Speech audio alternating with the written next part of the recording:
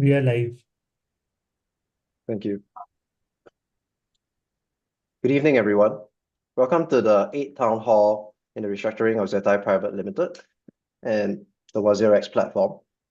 My name is George Gui, and I'm a director with the Crow team that is currently engaged by Zettai Private Limited in the ongoing restructuring under the Singapore Scheme of Arrangement. This is the second online webinar following the previous first online webinar and aims to provide creditors an updated view of the recently updated terms of the restructuring as detailed in the explanatory statement.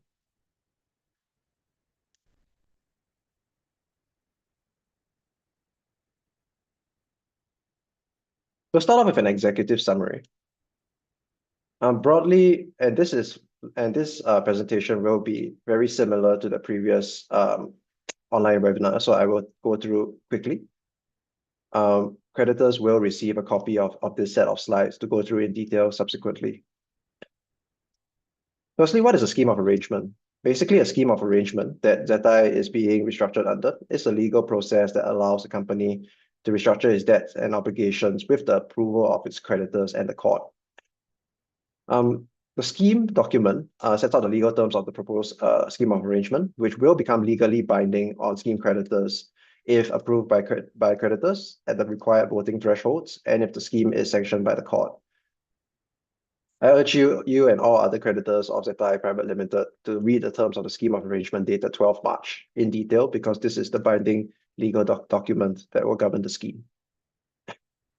Ultimately, the primary goal of a scheme of arrangement is to help the company fulfill its obligations by restructuring its debts and is subject to the court's supervision and sanction. Once creditors vote and approve the scheme at the required voting thresholds, which is to say a majority in number, representing at least 75% in value of creditors present and voting, the scheme will be put to the court for sanction. And it is only once the court has sanctioned the creditor-approved scheme that the scheme will be effective. And when the scheme is effective, it will be binding on all creditors party to the scheme, even creditors who did not approve it, and creditors who did not vote on it. The accompanying the updated scheme of arrangement dated 12 March is an updated explanatory statement, also dated 12 March, which sets out the scheme terms and it provides an illustration of the indicative recovery to scheme creditors. We urge you to read this explanatory statement in detail, and we'll be during the course of this online webinar going through the key the highlights of the scheme in terms of its structure and its and the forecast and the expected recoveries under the scheme. As a quick update on the restructuring process, just going back a couple of weeks, we first held we kicked off the scheme process in early February and held a scheme process town hall in the 6th town hall on 12 February. The scheme process town hall, which may be found on YouTube, gives creditors a snapshot of how the scheme process is run, from adjudication of disputes to inspection of claims to voting. On 19 February, we held the first online webinar and explained the key terms of the scheme. The reason we are holding this second online webinar is because the court directed the company in OA 1284 to carry out a third-party verification exercise of the assets and liabilities as set out in the explanatory statement. We have now done so, working with Alvarez and Marcel, the independent assessor, who has carried out this verification process, and as such, we have updated the latest explanatory statement to reflect this, and are holding this second online webinar to explain the changes and the key outcomes of the scheme. Please note that while there was a set of preliminary scheme documents sent to creditors on 10 February 2025, including a scheme of arrangement and an explanatory statement, these documents have since been superseded by the final versions which were issued on 12 March 2025.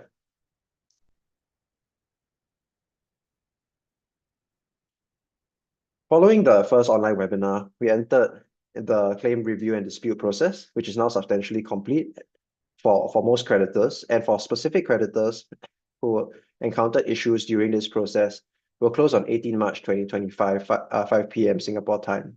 That is to say, tomorrow. The inspection process is now also completed as of 5 p.m. Singapore time on 10 March. And as I elaborated on earlier, the independent verification process was completed on 12 March as well.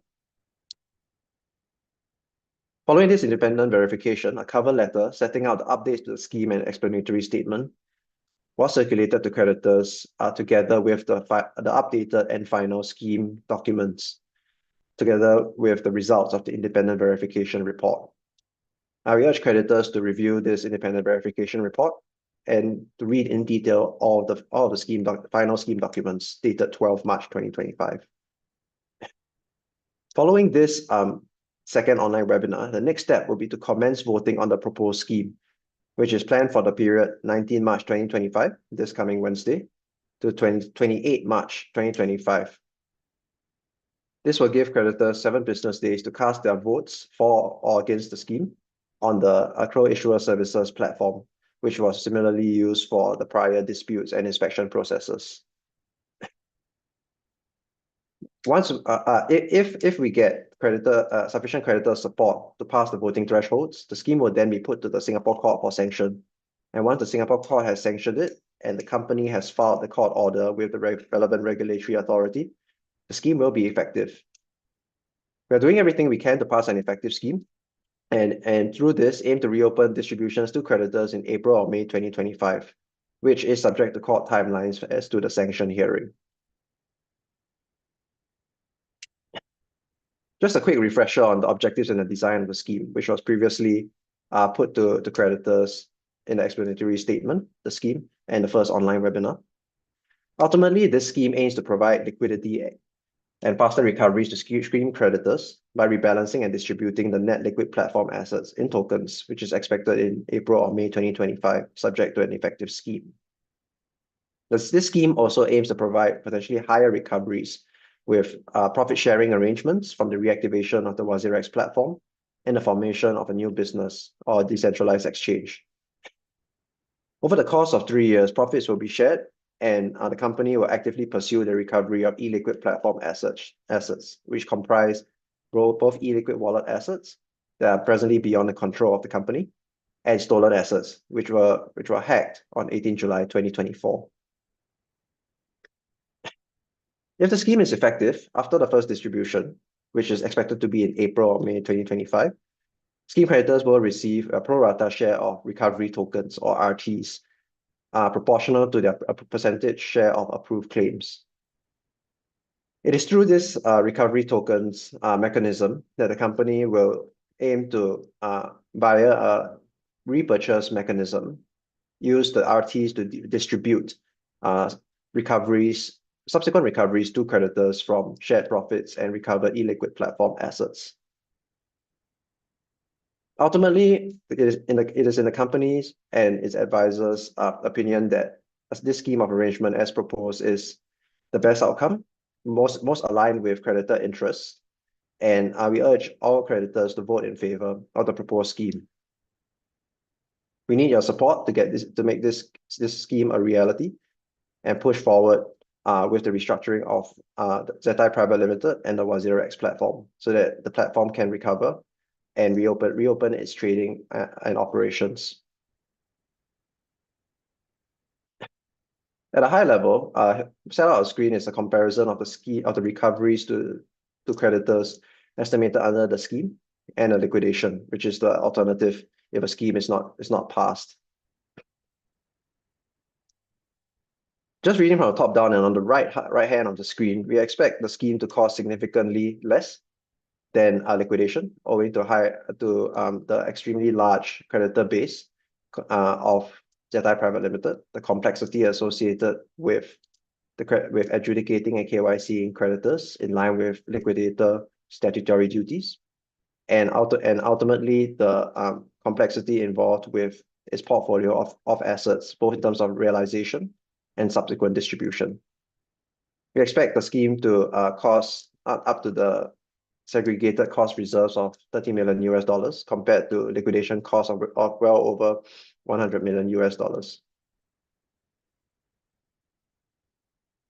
As a result of this, the recoveries from the net liquid platform assets under a scheme are expected to be 466 million US dollars, or 85.5% recoveries, compared to a liquidation recovery of 80.7%.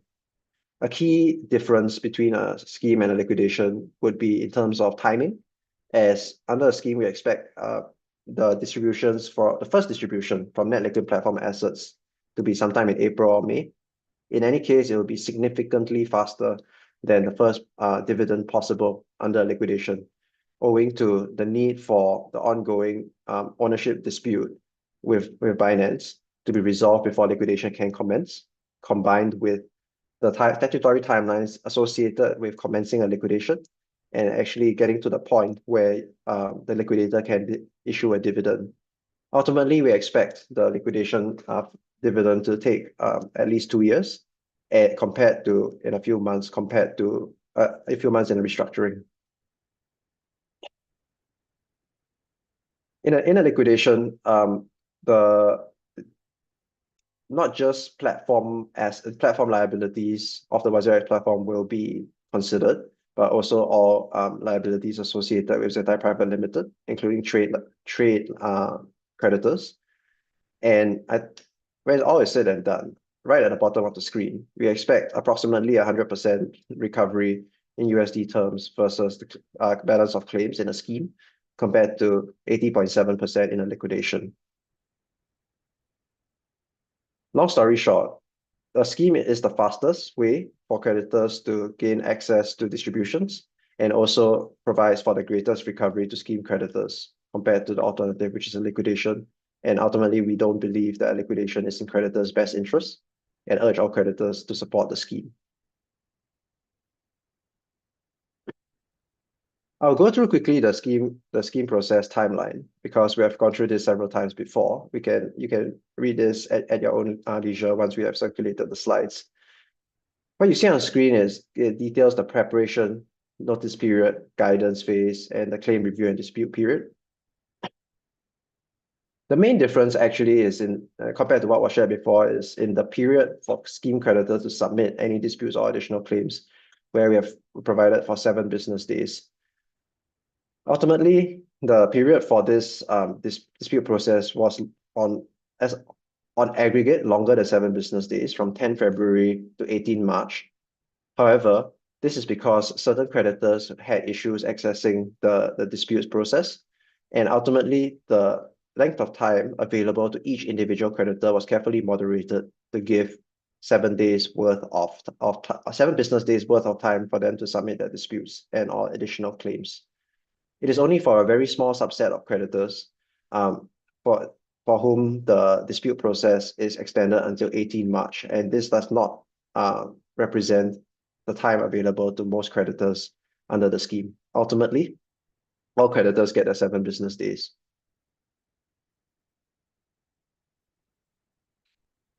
As elaborated on earlier, the inspection request period is over, and the company has complied with its disclosure requirements, including the third-party independent verification.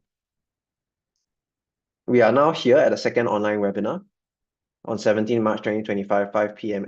Singapore time. And as elaborated on earlier, the next step is a voting period over 7 business days, from 19 March 2025 to 28 March 2025. This starts later this week on Wednesday, and all creditors will be issued a notice by the company when it starts. Once it has started, creditors can log on to the WazirX app, click on the action card for voting, which will redirect them to the secure Crow Issuer Services platform, where they can cast their vote.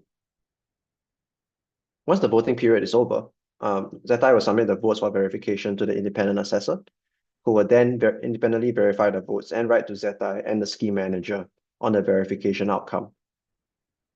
Following which, on 11 April 2025, Zettai will issue a notice to all scheme creditors detailing the results of the vote and instructions on how creditors may view a list of scheme creditors, with each scheme creditor's individual voting choices, such as for, against, or did not vote, as verified by the independent assessor. This will be reflected on the updated list of creditors on the WazirX platform.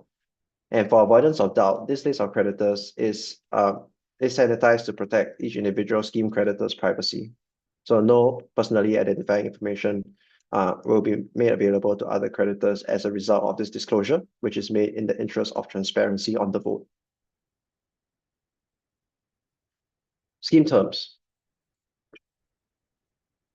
As elaborated on previously, we have completed the rebalancing of the NLPA. You may actually use the WazirX mobile app to navigate to the action card on the homepage, or via the website, go to the funds page and click on the rebalancing completed action card, which will take you to the rebalance NLPA page, which is specific to you as an individual creditor of Zettai Private Limited.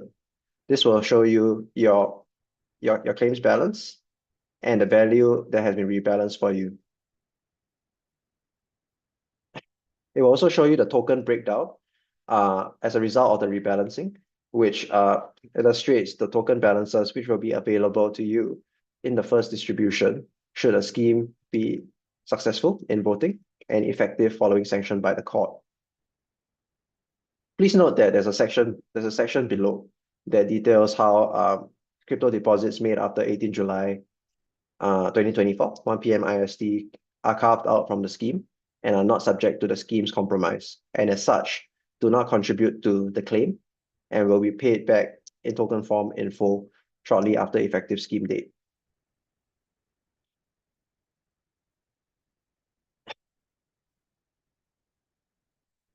Just a quick update of the first distribution and rebalancing. The rebalancing is complete to the extent practicable. And as a result, as at the time of rebalancing, or 17 January, scheme creditors will receive an average of USD recovery of 85.5% relative to their balances from the rebalanced net liquid platform assets if the scheme is effective. This rebalancing was carried out by an independent third-party specialist crypto broker who utilized various publicly available pools of liquidity to optimize prices and transaction efficiency. Ultimately, this rebalancing aims to secure specific token recoveries for each scheme creditor as at the time of rebalancing, ensuring, to the extent practicable, equal USD recoveries to all scheme creditors at the point of rebalancing, regardless of what tokens were rebalanced for them. Post-rebalancing, scheme creditors are able to benefit from market exposure on the tokens that were rebalanced for them.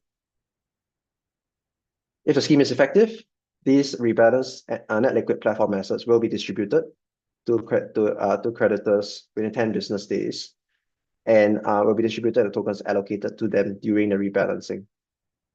There may be some minor variances of plus minus 0.5% arising from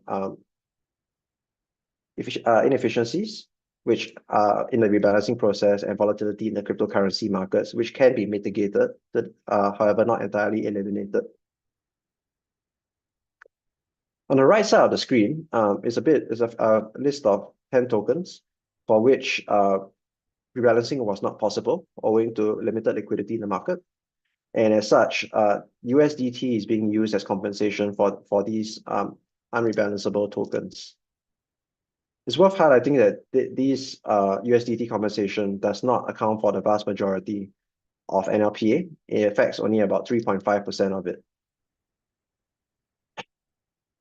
Additionally, two further token denominations, MTL and ACM, cannot be distributed as initially planned because they have been reclassified as illiquid due to suspended withdrawals and conversion to USDT for MTL and ACM respectively. Scheme creditors with MTL and ACM will receive USDT to ensure fair distribution and maintain the average USD recovery rate. It may be worth noting that the adjudication process, which is now complete, may lead to minor changes in individual approved claims, potentially requiring a partial follow-up rebalancing. However, the company estimates that this is unlikely to be needed, and even if needed, would not significantly impact scheme creditor recoveries from the first distribution. And before we jump to the next slide, right at the bottom of the page is just a bit of a disclaimer. Please note that ultimately, the slides that you are seeing right now and explanatory statement and scheme documentation should not be read in isolation. Please refer to the scheme of arrangement set out on 12 March for the full terms of the scheme and a supporting explanatory statement for more detail. If a scheme is effective, creditors will be issued recovery tokens, RTs, on a pro rata basis based on each scheme creditor's approved claim in proportion to their aggregate approved claims. When subsequent recoveries are made by the company, be it in the form of net profits that are shared or recovered illiquid platform assets, the company will be able to make offers to repurchase RTs if the amounts determined from unencumbered recoveries exceed $10 million US, and this is assessed on a quarterly basis. If the recoveries are below 10 million in a quarter, they'll be accrued and included in the next quarter's assessment. This is intended to balance a sufficient quantum of recovery with the operational load and cost associated with carrying out an RT purchase. The RT purchase pricing will be set to allow scheme creditors to benefit from any market-driven upside on the mark-to-market value of the illiquid platform assets, with the company retaining no upside. Please note that when a purchase is carried out, scheme creditors must actively opt in to accept purchase offers. You'll be issued notices closer to such date, but please note that this is not an automatic process. You will have to actively opt in to accept purchase offers. And following the purchase of a recovery token, the token issuer will deposit the proceeds of the scheme credit into the scheme creditor's platform accounts in stablecoin, crypto, or as otherwise directed by the applicable procedures for that specific milestone. On the bottom half of the screen, it's just some notes in relation to the issuance of the RTs. No value is ascribed to RTs on the issue date. The RTs are a mechanism used for the company to make the distributions of subsequent recoveries to creditors. And subject to legal and regulatory fulfillment, the issuer may provide holders of RTs, that is to say, creditors of Zettai Private Limited under an effective scheme, with the ability to trade RTs on the platform. And at each recovery token purchase milestone, the purchase price is calculated based on the difference in the mark-to-market value of illiquid platform assets, adjusted for previous milestone amounts that were used to purchase RTs and the total number of remaining RTs in circulation. And this may seem a bit confusing, so the next slide is going to go through a bit of a worked example. Let me take you through this quickly, starting at the top left-hand corner. Just a bit of a rehash. RTs will be issued to all scheme creditors based on their pro rata share of approved claims within 60 business days of the effective scheme date. And what this does is that it gives the company the mechanism to make further distributions of net shared profits and recovered illiquid platform assets. On the bottom left-hand corner of the screen is a set of assumptions governing the worked example, which I'll shortly go through. Please note, this is entirely an indicative worked example, using nice round numbers made nice and simple and easy to understand. It does not reflect the reality of the RT issuance, but it does explain the logic. Some key assumptions: 1 billion RTs to be issued. Only 3 creditors A, B, and C. In total, these 3 creditors hold $100 million worth of approved claims. At the time of the purchase of RTs, which will be the first such event, the mark-to-market value of illiquid platform assets will be $200 million US. And right at the bottom left-hand corner of the screen, you can see the breakdown of creditors A, B, and C. Let's say creditor has an approved claim of 10 million, creditor B has an approved claim of 30 million, and creditor C 60 million. Total of the 100 million value of approved claims. And we'll focus for the purposes of this discussion on creditor A, although the logic applies to creditors B and C as well. Creditor A, because he has a $10 million approved claim out of a total $100 million, he has 10% of the approved claims. And as such, he's allocated 10% of the 1 billion RTs. He gets 100 million RTs. Now, moving on to the right side of the screen, I will direct your attention to the table right at the top right-hand corner of the screen, which sets out a $15 million pot, a milestone amount, available to use for the purchase of RTs. 5.25 million of net profits are being shared, and 9.75 million of illiquid asset recoveries are being distributed. Total 15 million, which is 5 million more than the de minimis amount of 10 million. Because 15 million is available for distribution, the company calls an RT purchase milestone an event. Two key aspects. Firstly, how is the price determined for each RT? That is determined by the mark-to-market value of illiquid platform assets minus the aggregate milestone amount so far. And because this is the first such milestone, the aggregate milestone amount is 0. And because the mark-to-market value of the illiquid platform assets is $200 million US, with 1 billion RTs in circulation, 200 million divided by 1 billion equals 20 cents per RT. That is the calculation of the RT purchase price. The next question is, how many RTs are to be repurchased in this event? Calculation is simple. We have 15 million US worth of milestone amounts to be used for the repurchase, and each RT is going to be repurchased for 20 cents. 15 million divided by 20 cents equals 75 million RTs to be repurchased in total at this milestone. That brings us to the table at the bottom right-hand corner. And focusing on creditor A, he has 100 million RTs, right? Because he was allocated 10% of 1 billion overall RTs issued. 10% of the 75 billion RTs to be repurchased in total will be repurchased from creditor A. This amounts to $1.5 million of recovery, leaving him with 100 million minus 7.5 million equals 92.5 million RTs in his balance. And it will be from this remaining RT balance that subsequent purchases of RTs will be made in subsequent RT purchase milestone events.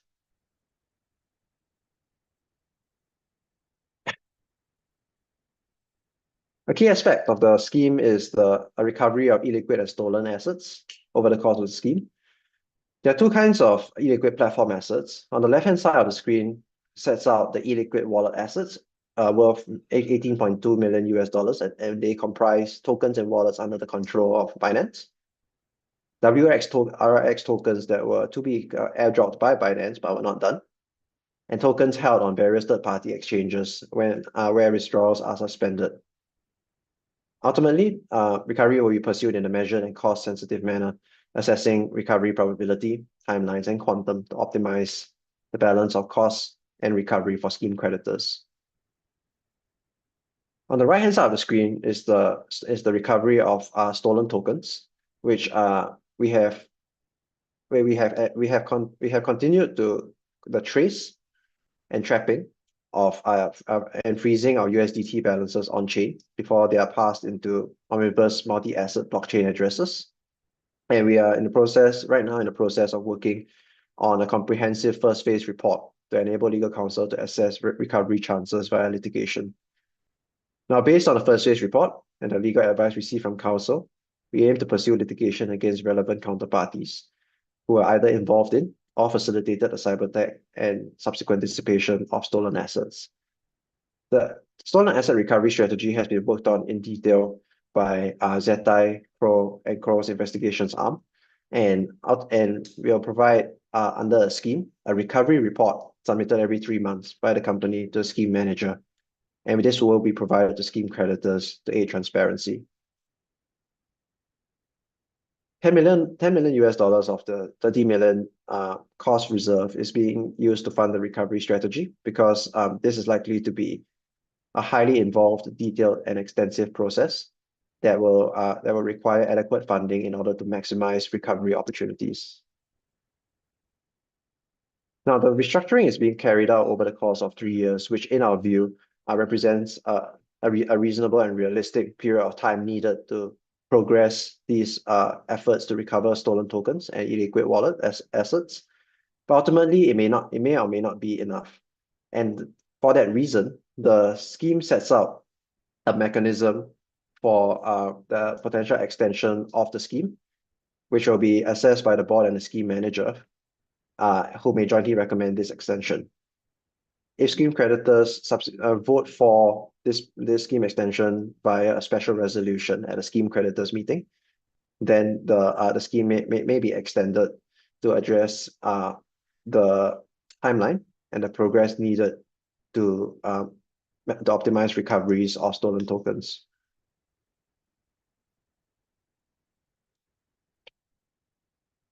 Another driver for improved recoveries over the course of the 3 years is, in addition to the asset recovery, would be the reactivation of the existing WazirX platform business and the starting of a new business, the decentralized exchange, or DEX. Reading from left to right, this is read from left to right in terms of how close to the scheme effective date certain actions will be taken. Top left-hand corner, labeled distribution of liquid assets. Within 10 business days of the effective scheme date, the first distribution will be made on the WazirX platform, and subject to typical KYC, AML procedures, and applicable terms of the platform, scheme creditors will be able to withdraw their share of net liquid platform assets. The WazirX platform also aims to resume operations to allow users to trade crypto-to-crypto pairs. And Zama India, license for INR-related services, will also resume operations to allow users to trade INR crypto pairs. 3 months after the effective scheme date, we aim to develop and launch a decentralized exchange as a new business, which replicates the user experience of a centralized exchange, albeit in a decentralized fashion via smart contract. This aims to allow users to trade cryptocurrencies directly without intermediaries, reducing counterparty risk. And on the right side of the screen, there are plans for further functionality and revenue drivers to be added to the WazirX platform in the form of an OTC desk, staking functionality, and futures trading functionality. The WazirX and Zettai teams are hard at work at making such development and recovery drivers possible, but it is worth noting that ultimately what you see on screen as labeled right here under the important notice is that these will be subject to the approval, sanction, and effectiveness of the scheme, and subject to all relevant legal and regulatory requirements and compliances, and ongoing operational, commercial, and legal assessments. We are working very hard to make this a reality, but it is worth flagging now that Zettai retains the discretion on these key aspects of the restructuring plan. So why does all that get creditors, right? What it gets creditors is a share of net profits. Let's take it from the left side and we'll move to the right.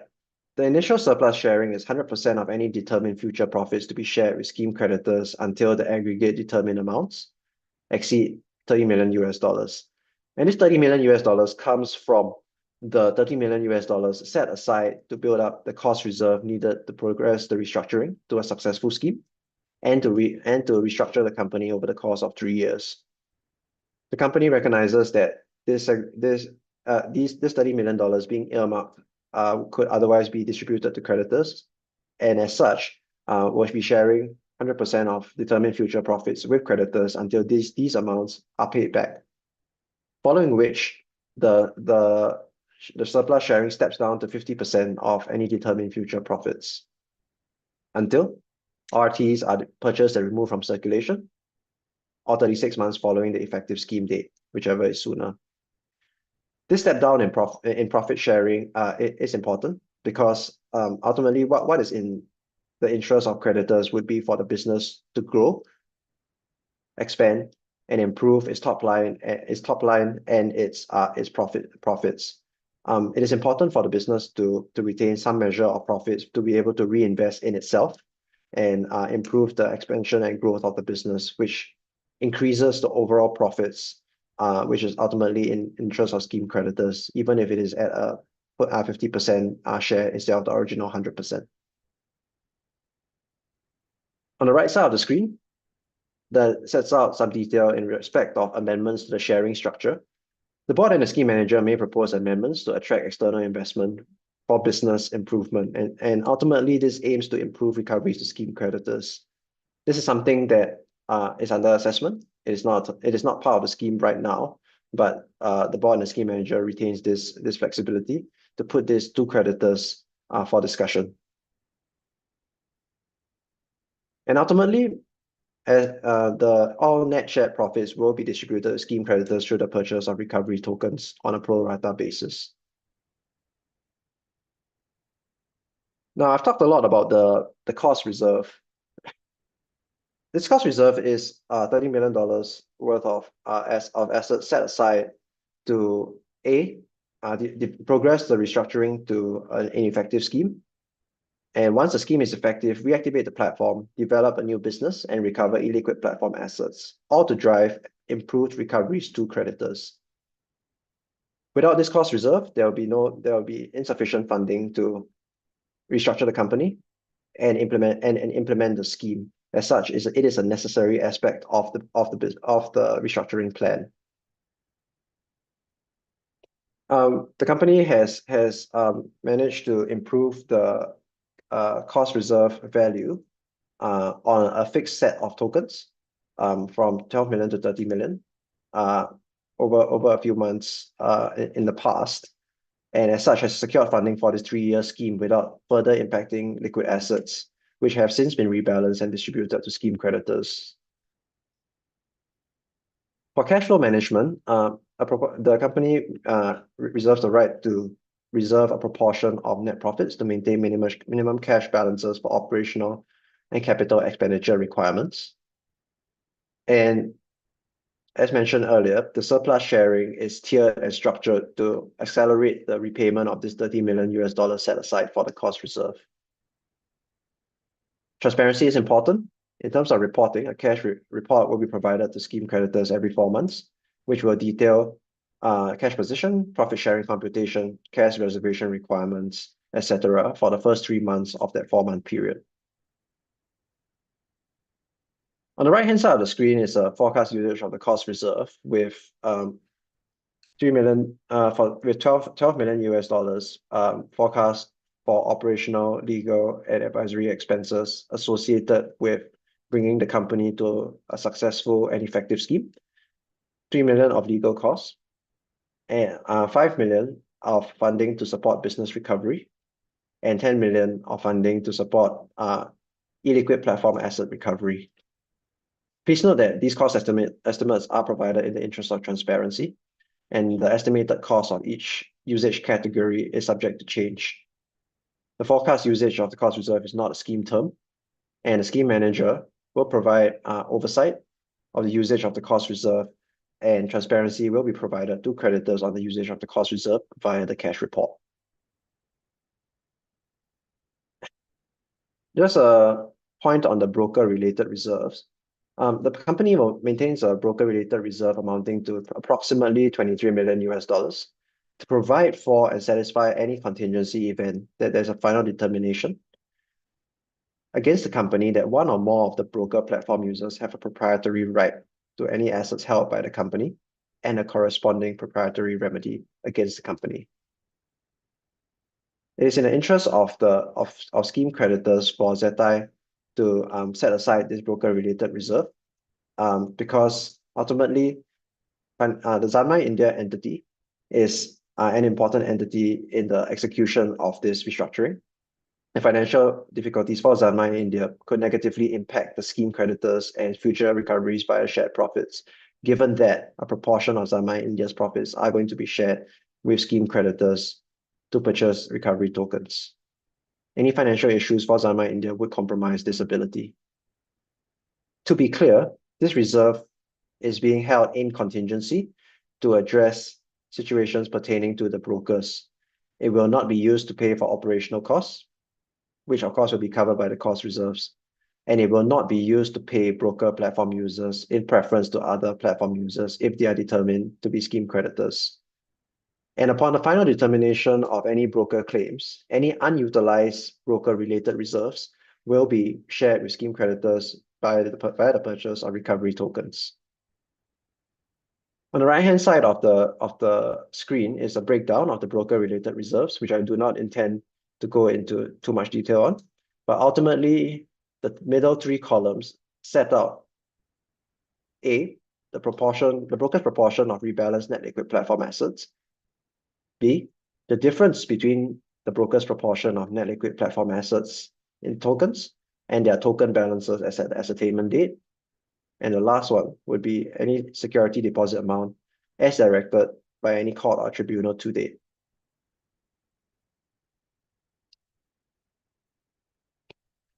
Estimated recoveries, let's just go through quickly a qualitative analysis. And if you have been on the WazirX platform looking at the rebalancing pages, you have seen this already. On the left side of the screen are the scheme, the qualities of the scheme. On the right side is the possible alternative in the form of a liquidation.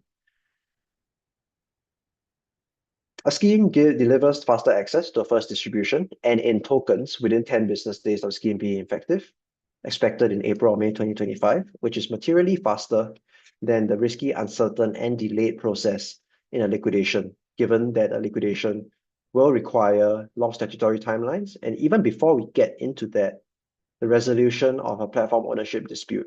And as such, the first distribution under liquidation is expected to take 2 years or sometime in April or May 2027, compared to April or May 2025 under restructuring. I want to emphasize that this is a key benefit in the restructuring that we believe is in the interest of all creditors. Under the scheme, all creditors are being treated fairly. You will receive proportional allocation of recoveries and distributions. No one is being prioritized. All creditors are being treated the same way inside this restructuring. In terms of future recoveries, there are several drivers in a scheme that aim to improve recoveries to creditors compared to a liquidation.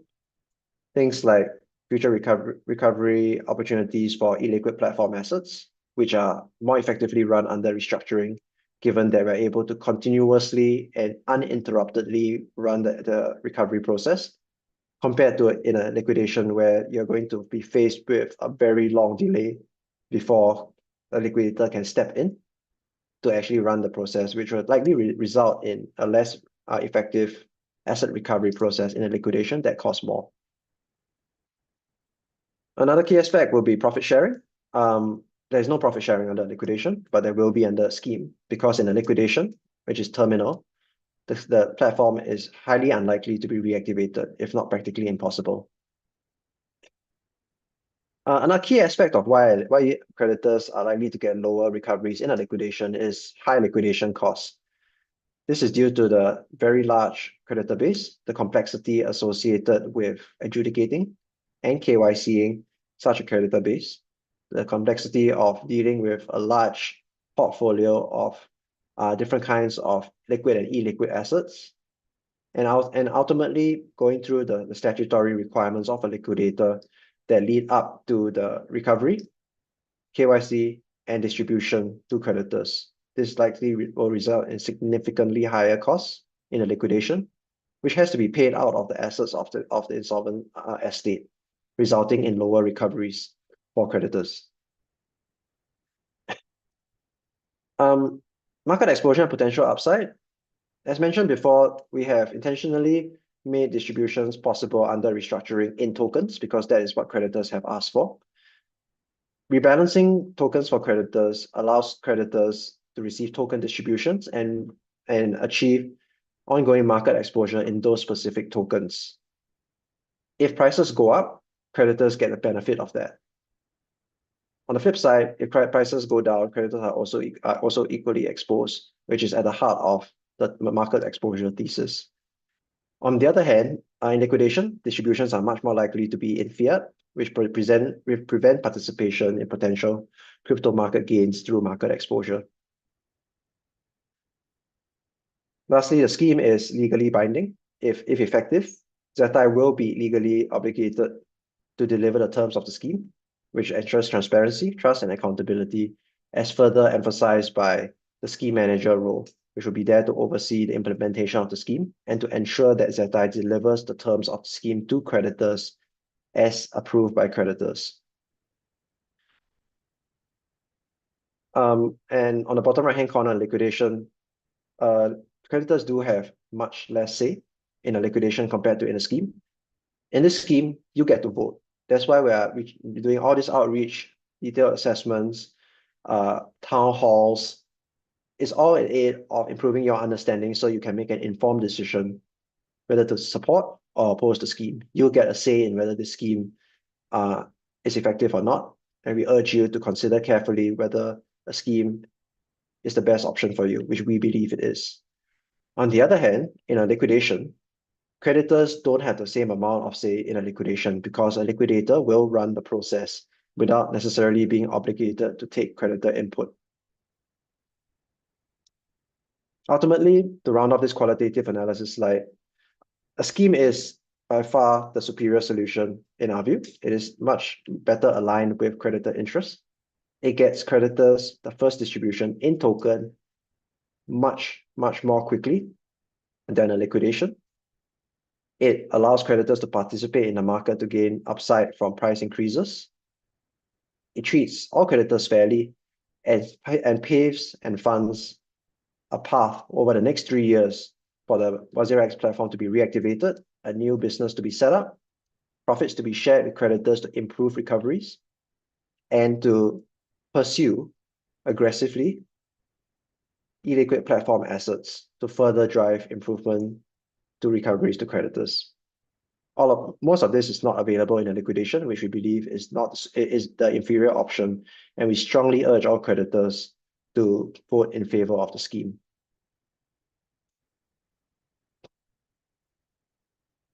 Some key assumptions before we dive into the estimated recoveries. The assets are prepared in reference to token prices as at 17 January. In reality, we have already rebalanced the net liquid platform assets into specific token balances. So creditors will get exactly those tokens that were rebalanced for them. But for the sake of comparability, we have to take a specific token price, which we have taken as at 17 January, which is the effective token price in the rebalancing, which also allows us to demonstrate how all creditors get approximately 85.5% in USD recoveries.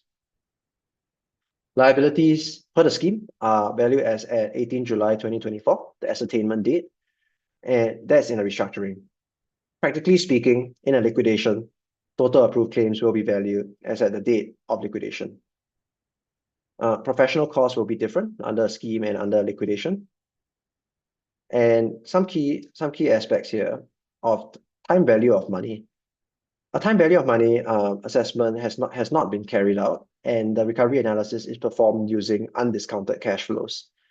For those who are less financially savvy, the difference between a discounted cash flow and an undiscounted cash flow aims to demonstrate the value of having cash now at present compared to having cash at some point in the future. So by using undiscounted cash flows, we're actually putting the restructuring analysis at a disadvantage, because one of the key advantages in a restructuring is swift availability of distribution in April or May 2025, compared to such a distribution in a liquidation 2 years later. I think the simplest way to explain it is that it is better, more in line with creditor interest, to get a distribution sooner rather than later, because that allows you to redeploy capital. It allows you to use the capital to address your life circumstances. And it also significantly reduces the risk and uncertainty associated with, for example, the timelines and delays associated with liquidation. Illiquid assets. Forecast illiquid asset recoveries are indicative only at this stage. It is not possible to concretely say that we are going to make XYZ illiquid platform asset recoveries. This more clarity will be available in due course, which we'll be updating creditors on in the form of the recovery report. However, for now, the recoveries are forecast based on Crow's extensive experience in the area of asset recovery, both via blockchain and via legal process. Lastly, share profits. This is included just for a scheme and is not relevant for liquidation, given that the WazirX platform is not going to be reactivated in a liquidation. highest level summary, under the base case for scheme, we expect approximately 100% total estimated recovery, comprising 85.5% for net liquid platform assets as at the time of the rebalancing, 5.8% from shared profits, and 8.6% from illiquid wallet asset and stolen asset recoveries. In a liquidation, in comparison, we expect 80.7% of in total, comprising 72.1% from net liquid platform assets, again, not available in the near term, only in about 2 years' time, and 8.6% from recovery of illiquid wallet and stolen asset recoveries. As mentioned before, no shared profits in a liquidation. That 5.8% in a scheme is not available under liquidation. It's one of the many factors that add up to make a scheme a more attractive option for creditors than a liquidation, which is significantly delayed and uncertain. This is the breakdown at a high level. Let's take it line by line because there's a lot on screen. On the left side of the screen, we have the breakdown line by line for both the scheme and the liquidation. On the right-hand side of the screen is a bit more detail on the individual line items, which I will take in blocks. Let's talk about the total cost reserves first. 30 million of cost reserves for the scheme, as detailed earlier, compared to over 100 million in costs in a liquidation case. And this is because in a liquidation, there are significant costs associated with this liquidator going through his statutory duties for a very large creditor base, cost of defending or initiating legal proceedings, additional expenditure to pursue asset recovery due to the significant delays between where we are now and when a liquidation can actually commence and a liquidator be empowered to make those asset recovery efforts. And lastly, KYC requirements and dividend distribution requirements to creditors, which will be significant. The numbers that I mentioned in the previous slide actually add up here. You can see that under a scheme, after accounting for cost reserves and the broker related reserves, we expect net liquid platform assets worth $466 million, representing 85.5% recoveries to creditors to be distributed in the first distribution. Please note that 85.5%, and this number in USD terms is a snapshot as at 17 January 2025. What creditors will receive may be different based on the tokens that were rebalanced for them. If prices went up, they'll get more than 85.5%. If prices went down, you get less. But ultimately, what you do get is the tokens that were rebalanced for you, which were at a point of rebalancing worth the same recovery percentage for all creditors. Now, on the liquidation base case, $394 million amounting to 72.1% from NLPA. This is going to be available in approximately 2 years following, as opposed to 2 months. Very quickly, profit sharing, approximately 32 million from a scheme amounting to 5.8%. This is not present in a liquidation because there is no profit to be shared. The WazirX platform will be shut down. Lastly, illiquid platform asset recoveries of 47 million for both the base case in the scheme and the liquidation, amounting to 8.6%. Now, I would just like to be clear that for the purposes of comparability, we have assumed similar recoveries under a scheme and under a liquidation. In reality, we are actively progressing the asset recovery efforts right now as an ongoing process, uninterrupted and properly funded. This is not possible under a liquidation because if a scheme is not effective, firstly, the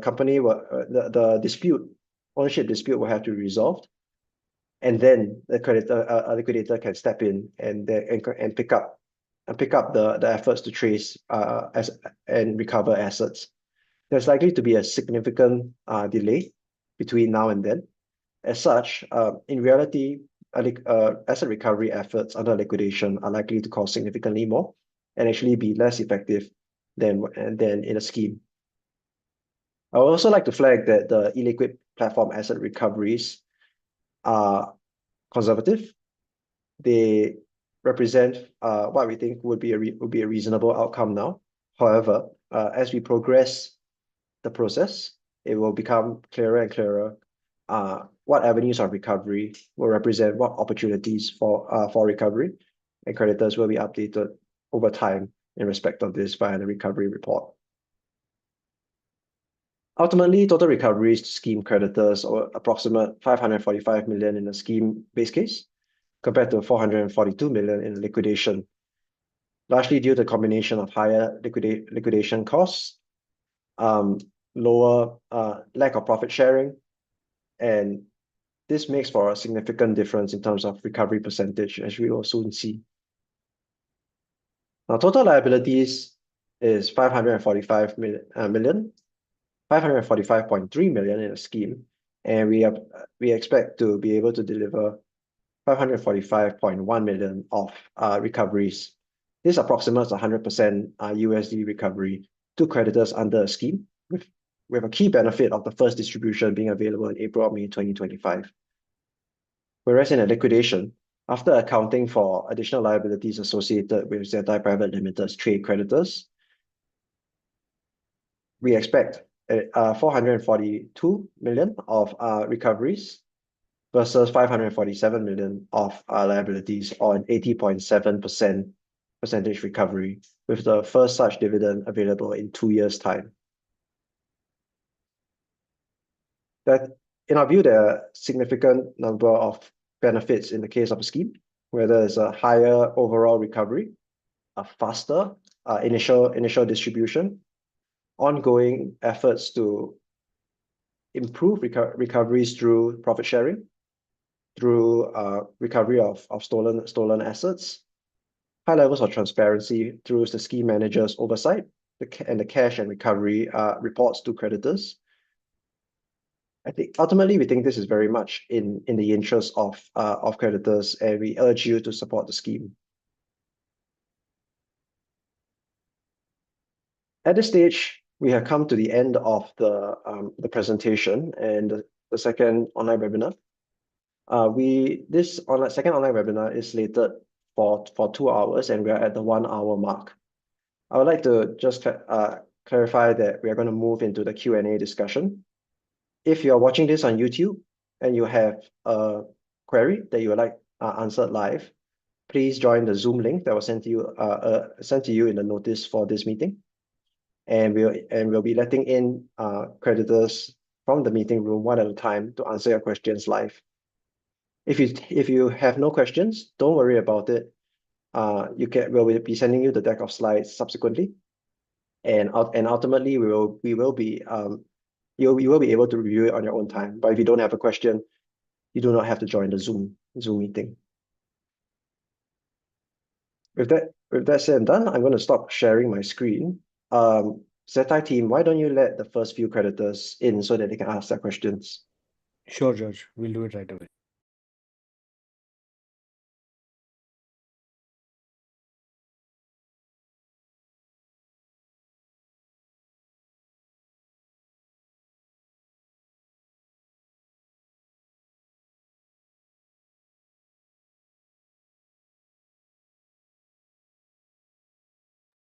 Krishna, Sahil, would you like to come off mute and ask a question? Oh, hi. Thank you for taking the time to answer my question. My first question is, I think, got to do more with the DX platform or the restart of WazirX. Is there any bonus going to be given to any of the customers of WazirX to be able to be on the platform itself as a part of the whole process of being there for 9 months without being unable to trade or unable to use our funds because it's all been locked with WazirX? Is there any bonus going to be given for us? Thanks for your question, Krishna. Ultimately, what is available to creditors will be detailed in the scheme. So what you'll be issued with will be recovery tokens. However, in respect of the DEX, we are actively working on some we're actively progressing the commercial plan regarding the DEX, and I can't provide you any information right now, but we expect to be able to do so pretty shortly. Yeah, no, my question is also about a couple of other things. If Nishchal is on the call as well, Yep. is that one is the crypto withdrawals. Okay, are we going to be given the crypto withdrawals? I mean, I would like that to be as a clause in the restructuring process, because given the thing, I understand that you're talking about KYC being a part of the whole process. In some accounts, I have seen that we have something called a KYC badge, which is called essential. That means it's been verified already. Can we have a clause? Because I think the whole crypto withdrawal is one of the biggest problems, I think, within the whole restructuring process itself. So I would think that it'll be better for Nishchal to answer this question if he's around. Can we have a clause within the scheme of arrangement that there will be crypto withdrawals for everyone with KYC compliant? Is that possible? That is in the scheme, Krishna. But basically, the distribution makes the withdrawal possible, subject to KYC. Once the No, when you say KYC subject to, no, that's the is problem clear, over here. No, that's the problem over here. When you say subject to KYC, we don't know what that entails. Krishna, the KYC requirements has not changed on the WazirX platform. It's exactly the same requirements that was enforced at the time when the platform got hacked. Okay, so in almost every account that has been verified, there is a KYC verified badge. Does that mean those accounts can withdraw crypto? The KYC verified badge, I have to get back to you on that, Krishna. But rest assured, if you have cleared all your KYC, right, that is fulfilling a key requirement to allow withdrawals. Our intention is not to keep the assets on platform, right? Once the scheme is effective, you have cleared your KYC, you've gotten confirmation from the platform that you have cleared your KYC, you'll be able to withdraw. Okay, I understand that. I mean, I do understand that. My thing is that there is a KYC verified badge, and I think most people on WazirX will be able to verify that because they are in charge of the platform, so they should be able to see that. And I think most accounts which have been verified has that badge already. So I think it would be fair to say that it would be better to actually allow those who have been KYC verified already to be able to withdraw their crypto. Okay, and also about the recovery tokens, do we have a guaranteed timeline for recovery tokens? Yes, I believe it's within 60 business days of the effective scheme date. So will that be as a clause also in the restructuring document? It is, Krishna. Okay, all right. Yeah, so thank you. That's all I had to the questions for you guys. Thank you. Great questions. Thanks for your time, Krishna. Yeah, bye-bye. Bye. Sahil, Vetri, would you like to ask your questions? Yeah, I would like to ask the question. Go ahead, please. Yeah, one question is very clear, and maybe all of the user wanted to know that none of the user have ever asked to create a new DEX, right? So why it has been created with the user's money? Thanks, Sahil. The DEX is being created because ultimately the aim of this restructuring is to improve recoveries to creditors, right? The DEX the new business is being created to add another driver of recoveries to this restructuring, generate more profit that we can share with creditors. My question is why with the user's money? Why the users have to pay for the new DEX? This is the DEX, Sahil, is part of an overall proposal, right?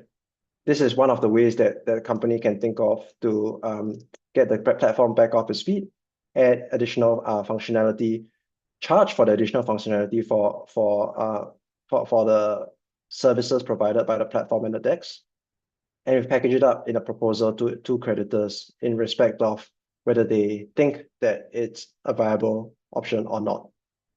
So notwithstanding the fact that you may not be in favor of a DEX, the company has received a very good feedback from a number of creditors already. in respect of ideas of how we can improve the creditor recoveries, and new business was one of them that we have taken seriously and put together in this proposal.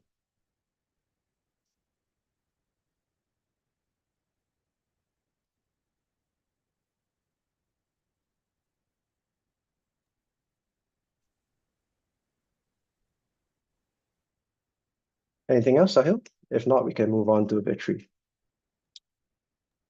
Yeah, one more question. Sure. My question is that why are INRs being held forcefully, whether when it's not impacted in the hack? INRs are not being held forcefully, Sahil. Right now, we have reactivated withdrawal. Okay, firstly, INR is not covered under the scheme. But let me just talk briefly about this. The INR that has been made available for withdrawal is what can be made available for withdrawal.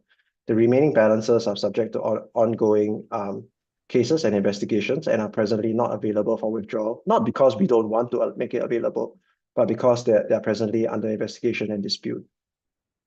So what we have made available for withdrawal is already made available for withdrawal. And I imagine someone like yourself would already have withdrawn that balance. That's only 66% that was being withdrawn, like in the month of August or September, maybe. 34% are still being held. Yes, the remaining is being held because we have no access to it. It is subject to investigation. So when we can expect that the full remaining INR we will be getting back?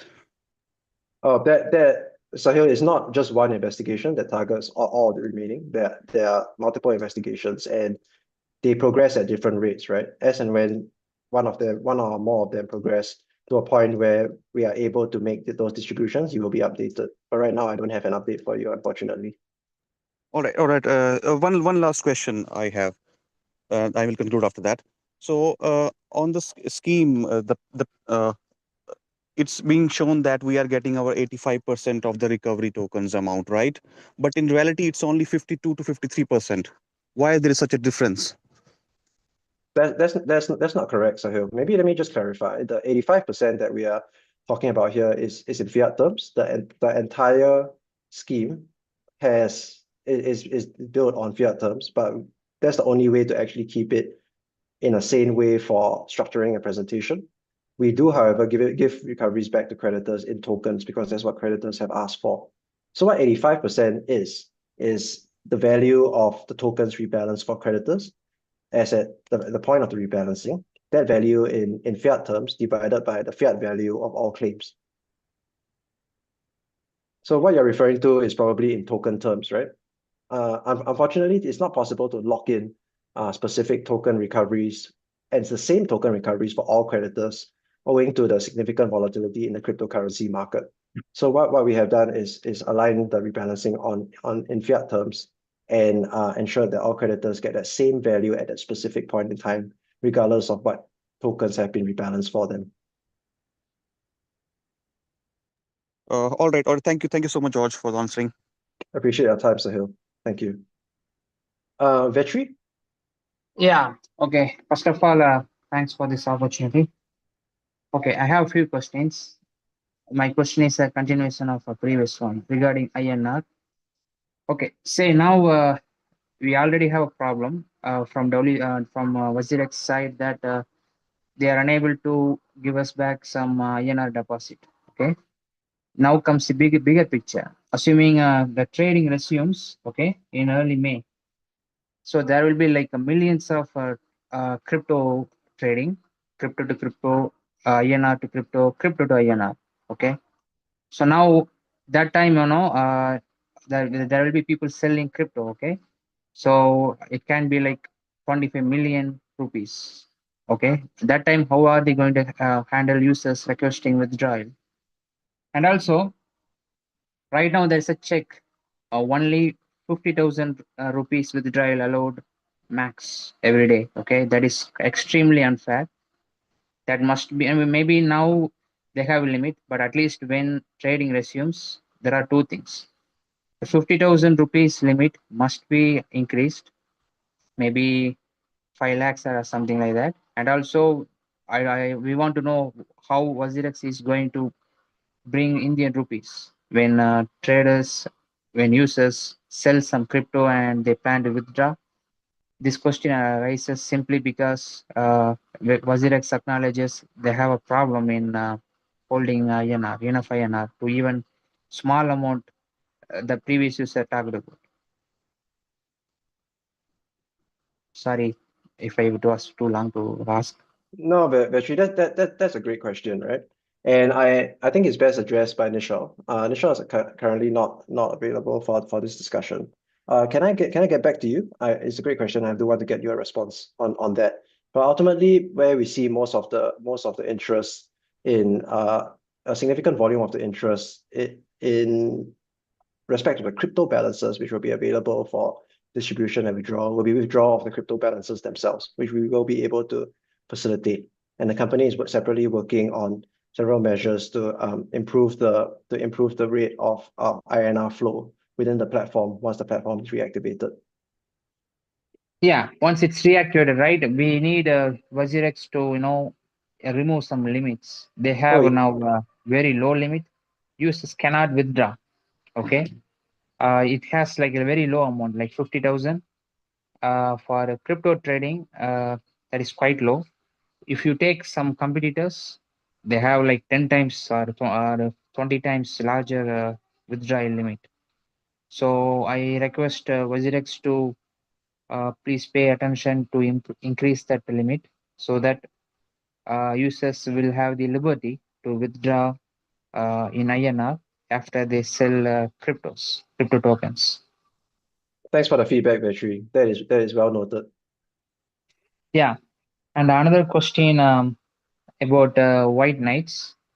Yes. Ever since we have this, okay, I also acknowledge the hack was kind of unexpected. Not just WazirX, other well-known crypto exchanges also face with this, but it's okay. Uh, we wonder whenever we see white knights whether someone will come and help WazirX. Okay, we never had any update on white knights coming up, so I don't know. Some people say WazirX was expecting something very high. I don't know. Some stakeholders are expecting something. Whatever they worked on for 5 years, I don't know. Maybe it is true or false. But if you think from a user's perspective, we suffered a lot. So that is also my another request.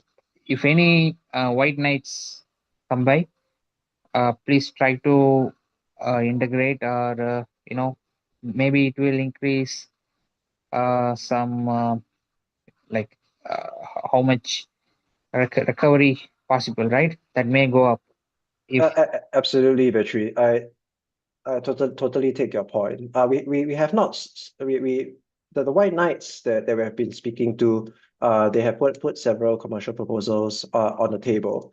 We have assessed them, and we are in our view, the restructuring represents the avenue that is best for creditors. Creditors want things quickly, right?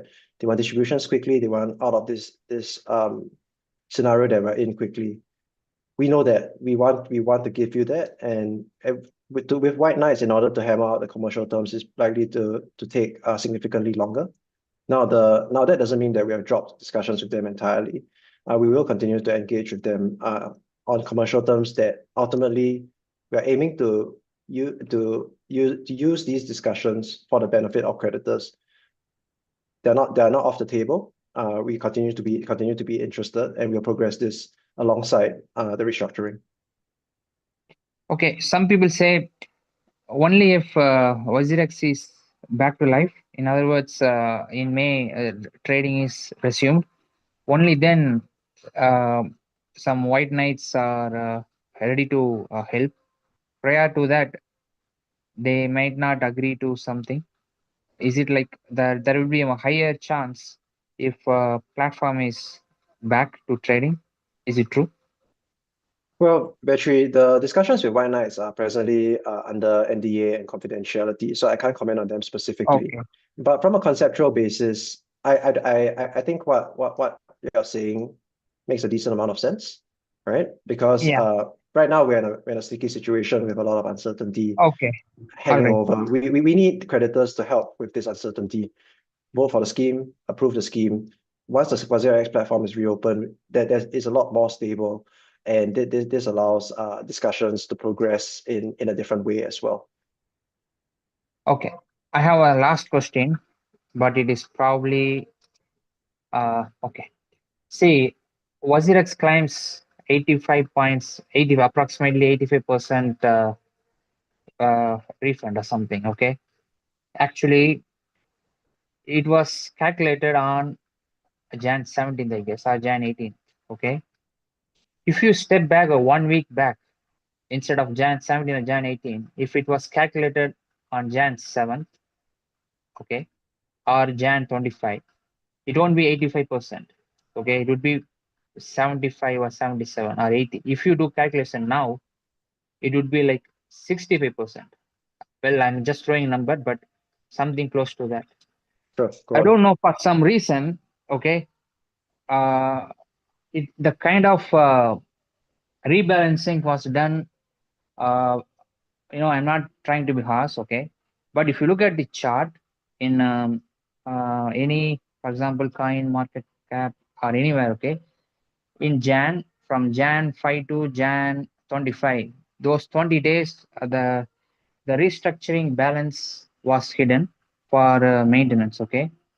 In those 25 days, the chart was favoring 85% only on that day, okay, only on around Jan 17th to Jan 18th, okay.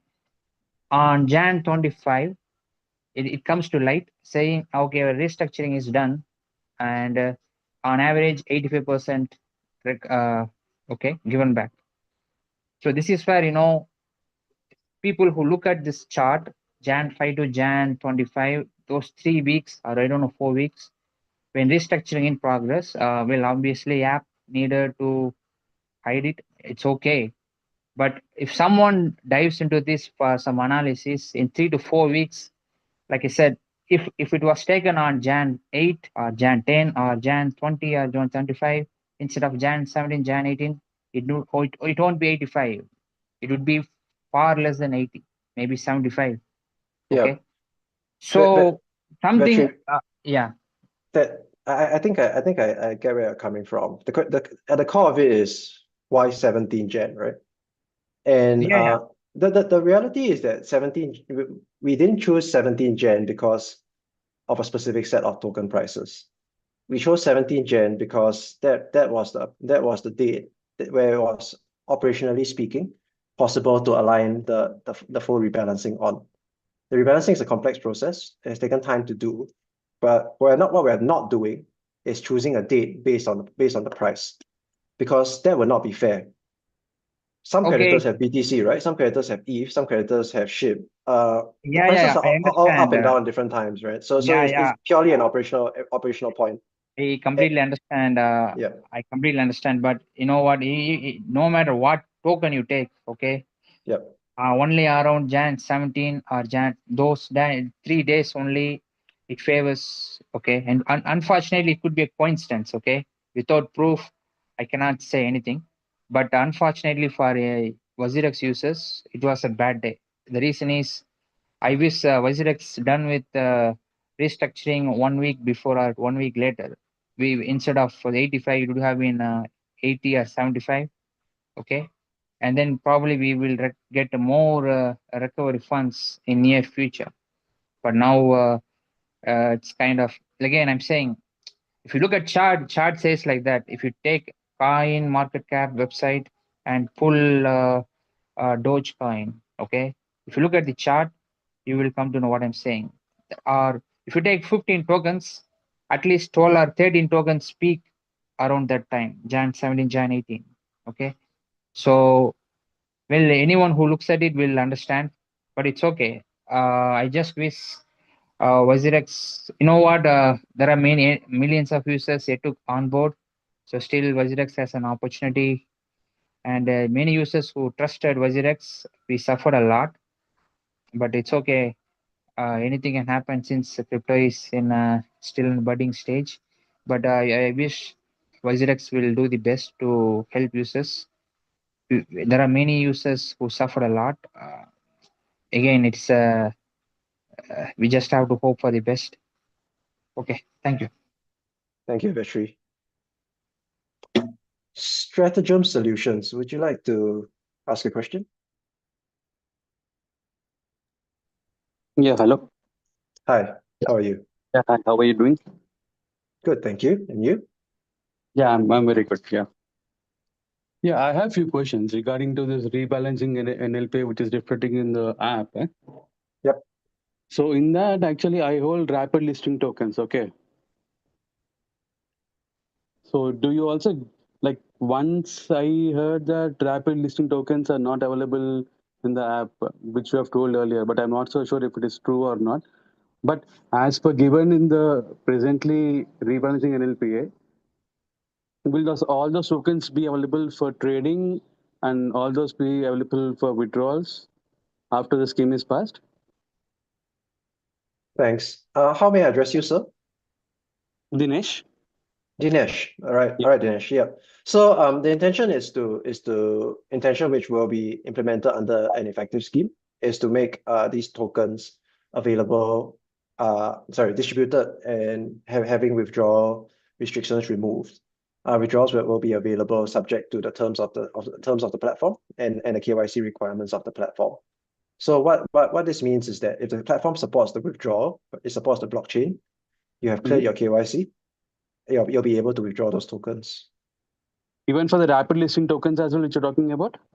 Yeah. So in respect of specific tokens which the platform may not support, right? Once trading is reactivated, what will be possible would be to sell those tokens, swap it to a token that is supported. Now I don't have the specific tokens in front of me, Dinesh. Apologies. But what you can do is reach out to the WazirX team to check the status of the rapid listing tokens. I have been writing n number of emails. Okay, since last 1 month's time, I nearly wrote about 10 emails. Even to you crawl people, everybody, what email IDs which you have given, I have written to each and every person. But I am only getting standard copy and paste email from your side. But I'm not getting the exact reply what I'm looking for. You always say you are in restructuring and no, after only scheme is passed, we'll let you know the details. This is a standard reply which you people give, but you're not giving me the exact reply what it is. So why is it so? Why you people not able to give me proper reply on my email? Dinesh, why don't you reach out to me? I will personally ensure you get a response to your email. So how My, do e- my email address is george.gui@crow.com. So can you just leave it in the chat itself, chat box or anywhere? Sure. Zettai team, do we have Dinesh's email? I'll reach out to him after this. Yes, we have noted. Thank you. So I have written almost like 1.5 months time. I've written a number of emails, but every time I get the standard your copy and paste replies from each and everybody. So this is very disappointing. Because if you know what it is, if we want to support or not, you people should give proper response from your end, right? Without you people give any response, how do we come in conclusion to support or not? That's a great point, Dinesh. We will get back to you on this. And what about the proof of reserve? Is it any possible to publish any proof of reserves? In respect of the proof of reserve, what we have done very recently is to have the independent assessor run a comprehensive verification. We actually shared a verification report with you and all other creditors last week on the 12th. Did you receive Okay. that? Oh, I'm not so sure. I didn't check. I guess I think I need to just recheck once again. Yes, please. So in that, all the proof of reserve details are there in that? Yes, it outlines the methodology used by the independent assessor and it confirms the amount of the quantity of tokens and the value that they have verified, which is also synced up to the explanatory statement. Okay, but it should be on blockchain, this thing, right? Independent. We're talking about some independent assessor. It should be online, right? Is there anything link which we can check it online? No, there is not. Please refer to the report. The court directed us to run this third-party verification, and we have done so. I believe this report sets out what you're looking for. Okay, fine. You just give me your email. I'll just write an email to you as you have spoken to me. Thank you. Whatever. Yeah, thank you.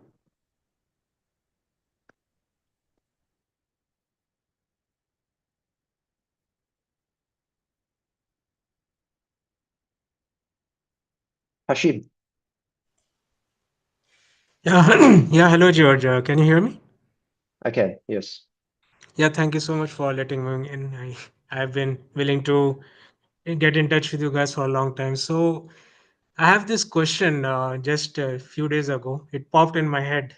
Like, suppose the rebalancing is showing, suppose I'm holding XRP 5,000 and now it has been reduced to say 500 or 800, something around like that. So I know you guys are doing your best and the rebalancing is also doing its work, but is it possible for you guys to think of us users and borrow a specific loan from an established firm that could bail us out? Like, suppose if I was holding 5,000 XRP, you can take some loan from a established firm and help us out in this, because in the end it's us users that we're running your platform, right? So you have to think of it strategically and try to help us out in this case. Can you let me know on this? That's an interesting suggestion, Hashim. That's something we will have to think over. At this stage, it's not possible to further refresh the terms of the scheme, which are presently in final form and ready for voting come Wednesday.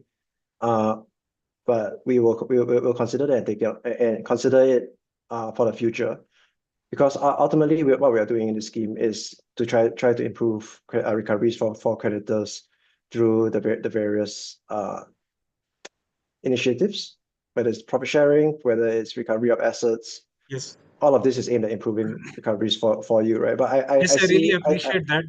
yeah. I see you guys are doing your best. I really appreciate that. We all do, and we will obviously vote for your in the favor of this. But like, suppose you're saying like once you initiate your DEX platform, right? So as you start generating profits from the DEX, suppose you borrow a loan from a firm. Suppose there are so many entities who are willing to help WazirX users. So suppose you take some loan from them and generate profits from DEX and share those profits with those firms with whom you will borrow the loan from, so that they will also be able to generate some amounts and also recover something from that. So can you let me know on this? It's worth considering, Hashim. I can't give you a commitment or an answer right now, but thank you for the feedback. Okay. But I really hope you can make this happen, because really I'm 100% sure, like if you restore our crypto amounts that were held pre-hack, and if you return us all those cryptos back, I'm 100% sure, I think everyone in this call will agree and will be in WazirX only in future also. There will be no one bailing out WazirX and going to another platform, because you will be restoring the trust. Appreciate the sentiment, Hashim. Understand. Thank you for your input. Yeah, but I really hope you forward this to Nishal. I hope, will he be seeing this call or? Absolutely, he will be. He's Okay. not available right now, but he will be catching up on the questions and the comments that were provided by users like yourself. Okay. But I really appreciate you guys helping us out. But really, please forward this query to Nishal Shetty. I'll be really happy, and I'm damn sure everyone in this call will be happy also if you forward this query and you have some internal discussions on this topic. Thanks, Hashim. Appreciate your time. Okay, yeah, that would be it. Thank you so much. Thank you. Yasir, I see you have your hand up. Yes, good evening. Good I evening. hope How may I'm I help you? I hope I'm audible. My question is actually for Mr. Nishal. I want to ask him that if how he's planning to generate this trading volume on the platform. Is he planning to give us free trading for some time, like for next 6 months or for 1 year, so that since we have been suffering from last 10 months, and we should we should obviously get some benefit. Like we should. I mean, is he up for providing us some free trading for next 1 year or 6 months or so, or some this subscription related pay this trading fee? Like we pay one time subscription, like suppose $1, $2, or $10 for 1 year, and then we get unlimited trading for next 1 year or for next 3 years. Mr. Nishal can better answer this question. Thanks, Yasir. Nisha isn't available at this point, but I will address the question to the extent that I can. What you just mentioned, we have also discussed internally, right? Top of mind is how can we drive interest, volume, and trading to the platform and make WazirX attractive for trading as a cryptocurrency platform in India. That's a really important consideration for us. We have considered what you just mentioned, and we're putting together a strategy that will help with that. Basically, improvements to trading volume and customer acquisition. So I can't give you a firm commitment on that, but I can assure you that what you have talked about, we have considered in detail. Yeah, thank you so much. I mean, your competitors, they are having low trading fees in India. If we talk about other competitive trading exchanges in India, be it anyone, they are having a lower this trading fees as compared to WazirX. So WazirX should definitely give some respite to their users, since we have been suffering from last 10 months now. So we should definitely get some relief in the form of trading fee, so that we stay with the platform, we continue with the platform. That's noted. Yes, sir. Thank you for the suggestion. Thank you so much. Thank you. Appreciate your time. Zettai team, can we bring in a few more creditors, please?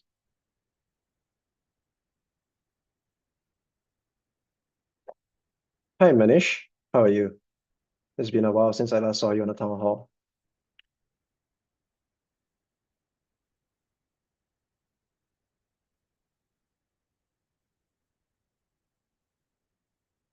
Manish, you're on mute. Hello. Hi, Manish. How are you?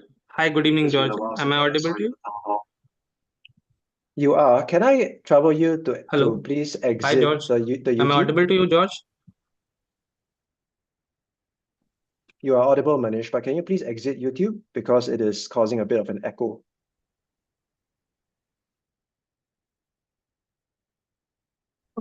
Am I audible to you, George, right now?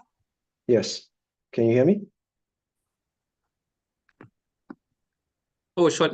My YouTube was on, so that's why. Yeah, am I audible to you now? Yes. Yes. So, George, it's long time since I last interacted with you guys. So, I have heard all the questions, and pretty much other creditors, like users, are also raising the same questions. So, my question to you, George, is earlier in the initial 4 or 5 town halls when I was the part of these discussions, I was assured by you and like Nishal and everybody else that crypto withdrawals will be provided to us users, and that was like mentioned in every town hall, and as well as like it is mentioned in the terms of arrangement in the scheme. So as you have mentioned over there, that subject to the like the compliances and the things subject to the higher KYCs, you will be providing us the withdrawals. So my suggestion and question is, in the last, or I think second last town hall, Nishchal spoke about it, and he told that the crypto withdrawals will be provided to us in phases. And the concern here is this, that if we are not given we will not be having fair liquidity or fair share of the remaining tokens that we have are the part of the scheme under this restructuring process. So let's say if I'm having 1 Ethereum after restructuring, and if I'm not allowed to withdraw that from the platform, like if I wish to have self custody over my hardware wallet for that Ether token, and in case of me being non-compliant earlier at the time of hack, but if I am willing to like enable my KYC requirements right now after the restructuring, so I must be allowed to. This was the part of this discussions throughout the earlier town halls, but all of us a sudden in like the town hall 6th or 7th, I was not like able to join the meeting.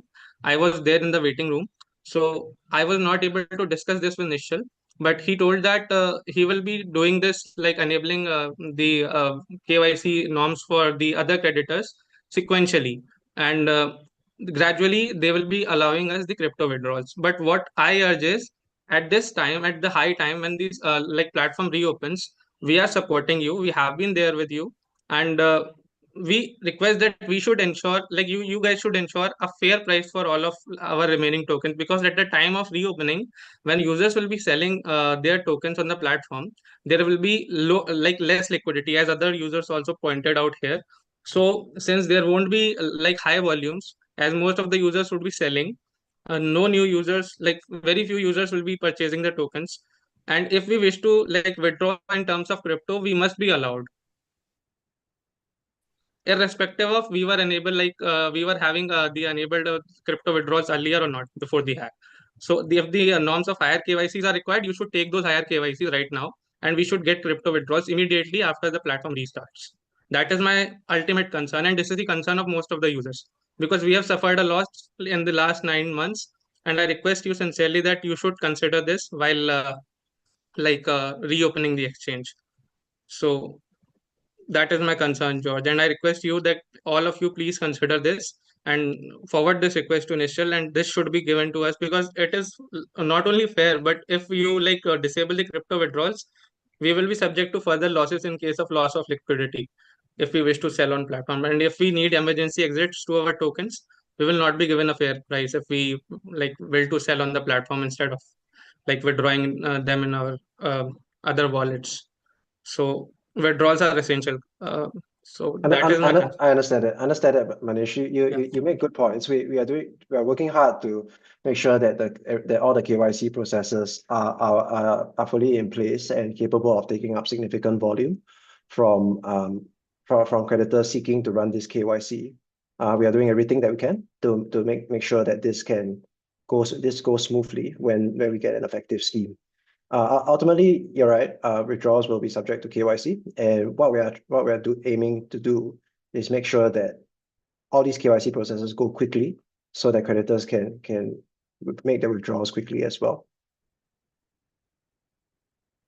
Your point is noted, however. That Yeah, like can you please ensure that all these processes, whatever is required, should be completed within a period of 1 month or 2 months, because we don't have enough time to go with the KYC process and wait for the like 5 or 4 6 months down the line after the platform restarts to get the withdrawals. So it would be much easier if the team like works, or the development team, software development teams works on it right away, so that we are fully compliant when we restart the exchange for the crypto withdrawals for all absolutely, users. absolutely, Manish.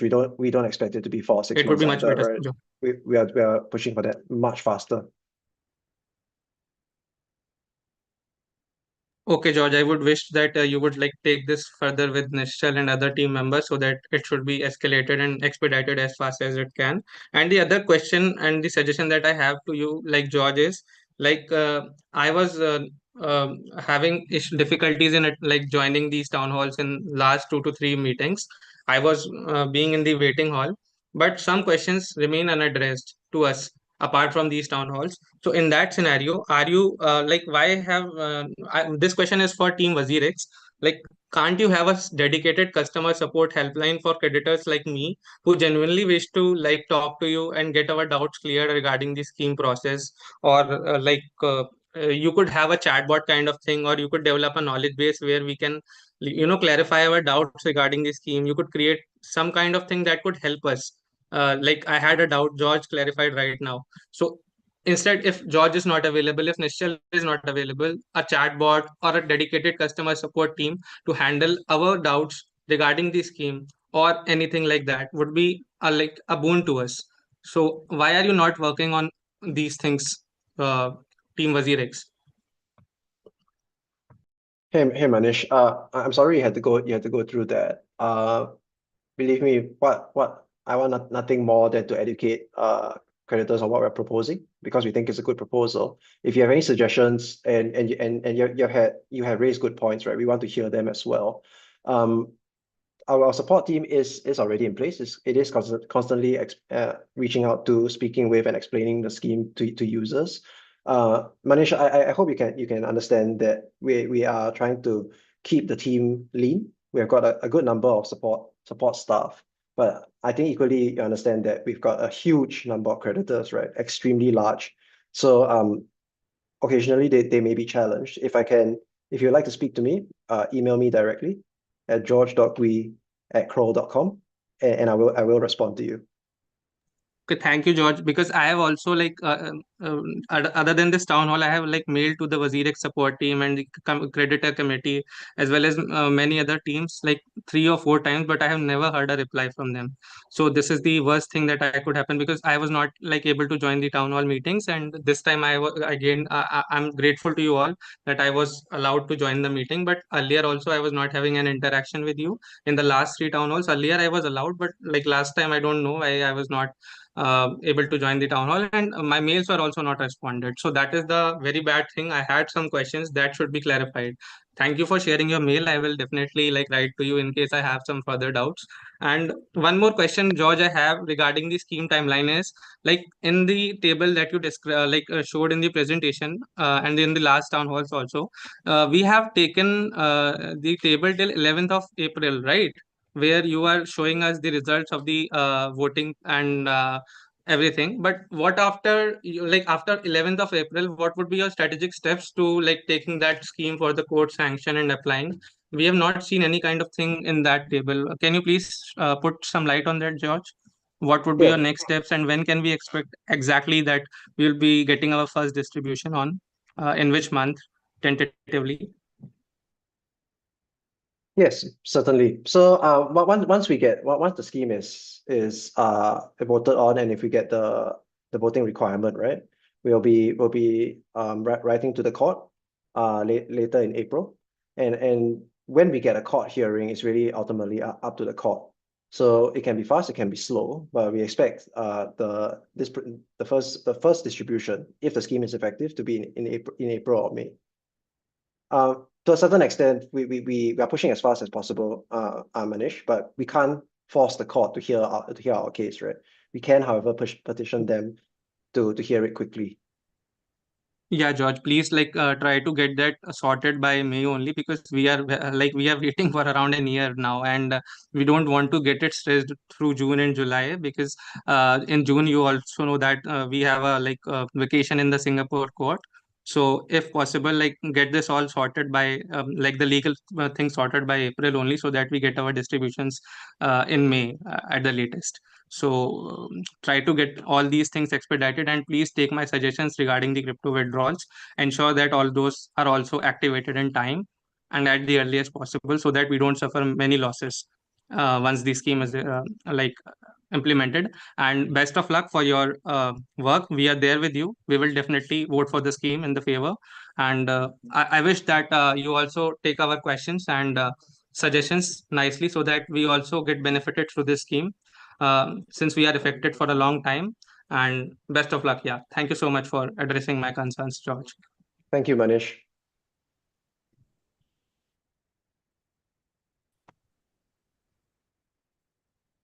Zettai team, can we let in 2 or 3 at a time, please?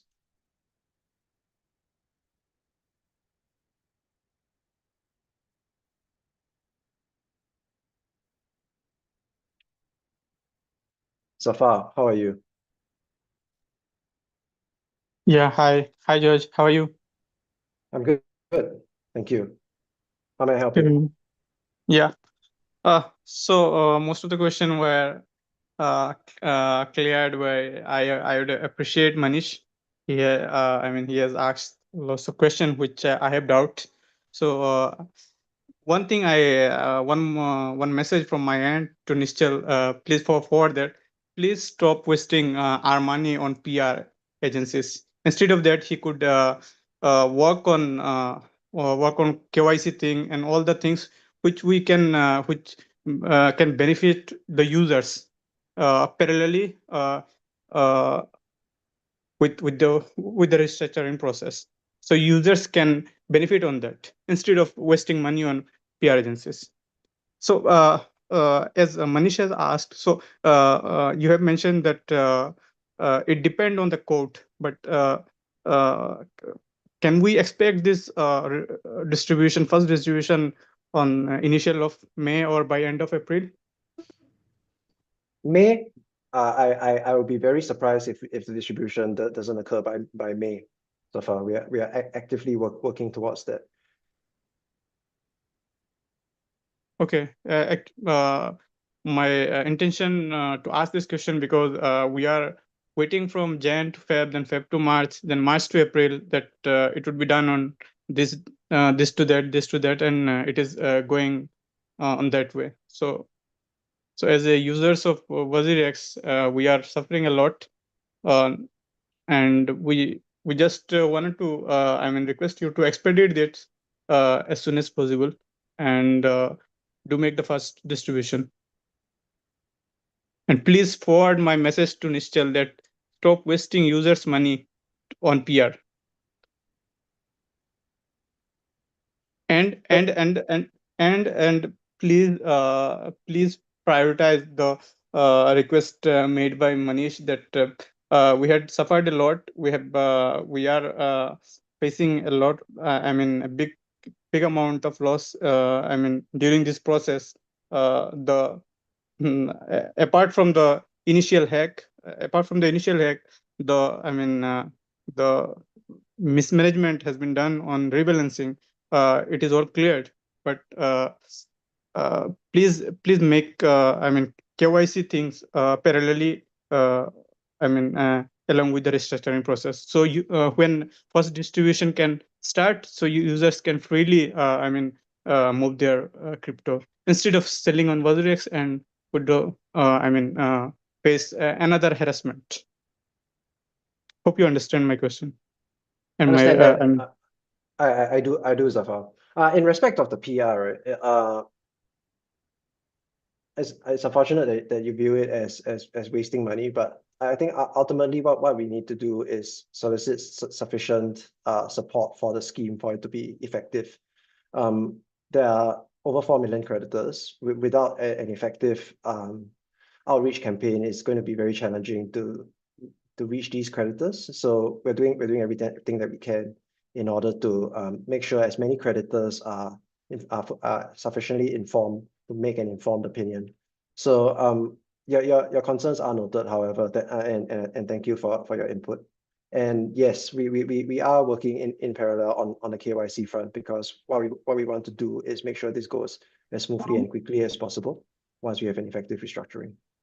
Yeah, and one more message, please forward this message to Nishal. At least he should learn that how the other exchanges are managing.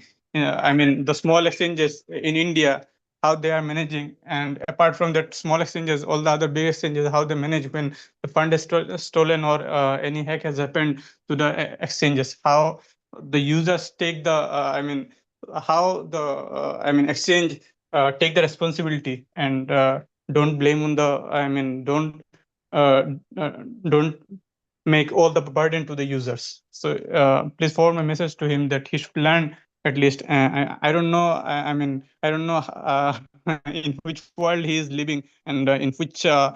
It is not 1990 or 1000. It's 2025. He should learn and he should improve that how the other exchanges are. Giving the service to the users and how he is harassing the users which are stuck in that bloody exchange. Understand, Zafar. Ultimately, where we are right now in terms of the restructuring terms is following extensive discussions and work with Nishal's team and Nishal himself. It's simply not possible to lean on some other to fully lean on some other entity, considering the volume and value that was hacked back in July, right? And what we have proposed to creditors is, in our view, the most effective way forward. So I do hope that, notwithstanding your concerns, which we are actively seeking to address, that you can support the restructuring and pave a way forward for the users of the platform and the company itself. Yeah. Thank you. Can I go next? Give me a moment, Swapnil. Mr. Yeah. Gupta, did you Yeah. want to go Hi, next? George. Can you hear me? I can, yes. Right. Yeah. So let me start by registering my disappointment that Nishal is not present on the call. I mean, had I been in his place, this would have been the best or the most important thing that I would have to do right now to address the users of his own platform. I mean, it's very disappointing that you have to represent on his behalf and he cannot even come to the call and answer certain questions. So I have several questions. Let me try to be structured and maybe ask a few of them in maybe a bit of chronology that I have in my mind. So starting with this third-party assessment that you guys did, who is this third-party assessor who did the report? And who chose that third-party assessor to basically verify the balances that were available with WazirX? Thanks, Mr. Gupta. May I address you as Mr. Gupta, or would you Yeah, be Mr. Gupta is fine. Mr. Gupta is fine. Perfect. All right, Mr. Gupta. The third-party assessment was run by Alvarez and Marsal, who are also the independent assessor. And what we mean by independent is that they are unaffiliated with the company. They are also unaffiliated with its advisors, Pro Right. So and Raja and Tan. So they are if you can name third who party. was the person who was the company which did this independent assessor? Yeah. So that the independent assessor was basically, as part of the structuring of the scheme, we needed to find an independent assessor unrelated to the company and its So advisors. that I understand. I understand the definition, George, of what an independent assessor is. I'm trying to understand who this independent assessor was and who chose that entity to do the assessment. Because from a user point of view, I mean, one of the most beautiful thing about cryptocurrency is that everything is available on blockchain. But that's something which is essentially non-reputable, which neither you can deny nor anybody else can deny, as to be the fact of the matter is not being shared by WazirX to its users. Rather than that, you are essentially sharing a report stating that some independent assessor did that assessment. And as a user, I'm supposed to believe that WazirX or that independent assessor are not colluding and providing false numbers. So I'm not able to understand why blockchain data is not being shared in terms of what balances are available with WazirX. Sure. Maybe just make clear that this third party requirement was imposed by the Singapore court in the hearing, and they required the court required it, right? I think you have said this before also on this call. I understand that Singapore court asked you to do independent assessment by a third party. That was what court required. But if WazirX wanted to be fully transparent, WazirX could have also shared blockchain data, which WazirX chose not to share. Sure, we'll take that on board as a suggestion, Mr. Gupta. Ultimately, what we have to prioritize here and to ensure that the scheme timeline stays on track and we move as quickly as we can. I don't think to it's provide the court what it needs, right? Yeah, I don't think it's such a big deal to share blockchain addresses that users can verify themselves to understand what is available on the blockchain and what's not.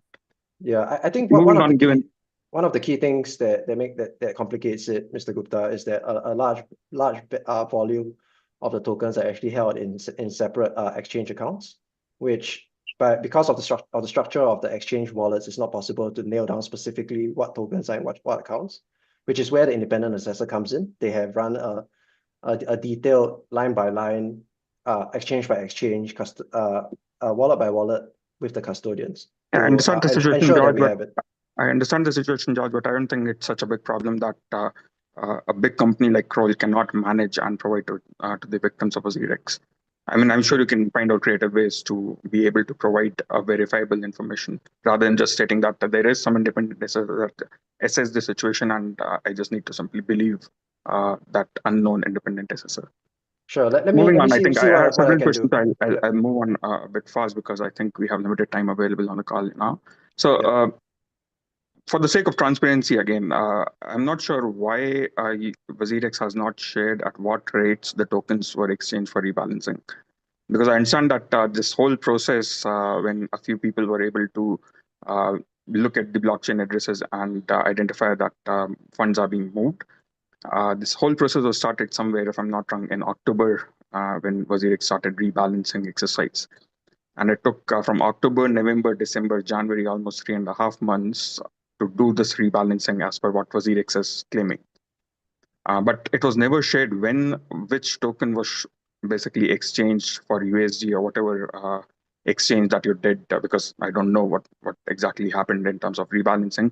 At what rate, which token was exchanged when? Because that would basically allow me as a user to understand how my funds that were with the WazirX used to basically wear off or repay the debts that WazirX had. So for the sake of transparency, I think I basically asked this question to Nishal on Twitter as well, but I never got a response. Apparently, he chooses specific questions or essentially tweets that praises what Nishal and WazirX has been doing just to respond on those. But these questions I've asked on Twitter as well, but I never got a response from Nishal. I don't understand why, for the sake of transparency, that WazirX touts so much. You have not told us at what rates you sold our tokens to buy the tokens. Sure, Mr. Gupta. That's actually something that the independent assessor has verified as well. What we did is that we provided the transaction log associated with the rebalancing, and we detailed the methodology of the rebalancing.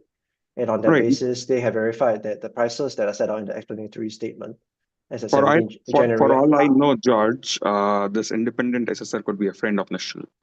How would I know that he's not? Mr. Gupta, the independent assessor is a firm called Alvarez and Mossel. It's a multinational, large professional services firm that is, located around the globe. It's a huge organization. You can look it up. You can look at their website. They are a reputable professional firm. Right, but why users were not given a choice in terms of choosing who the independent assessor would be? I mean, Okay, so Mr. Gupta, my question still applies. The assessor might not be a personal friend of Nishal, but it could still be in collusion with WazirX, for all I know. Mr. Gupta, maybe we can just put this to bed. The Josh Taylor, the managing director Alvarez and Massa, is well known to the Singapore court. He and his firm are reputable entities. They abide by strict professional services guidelines and codes of ethics. What you're describing is not something that they or anyone else in the professional services industry so prove me wrong and share, doing. George, prove me wrong and share blockchain details so that we can verify ourselves. Yeah, as I said, we'll see what we can do.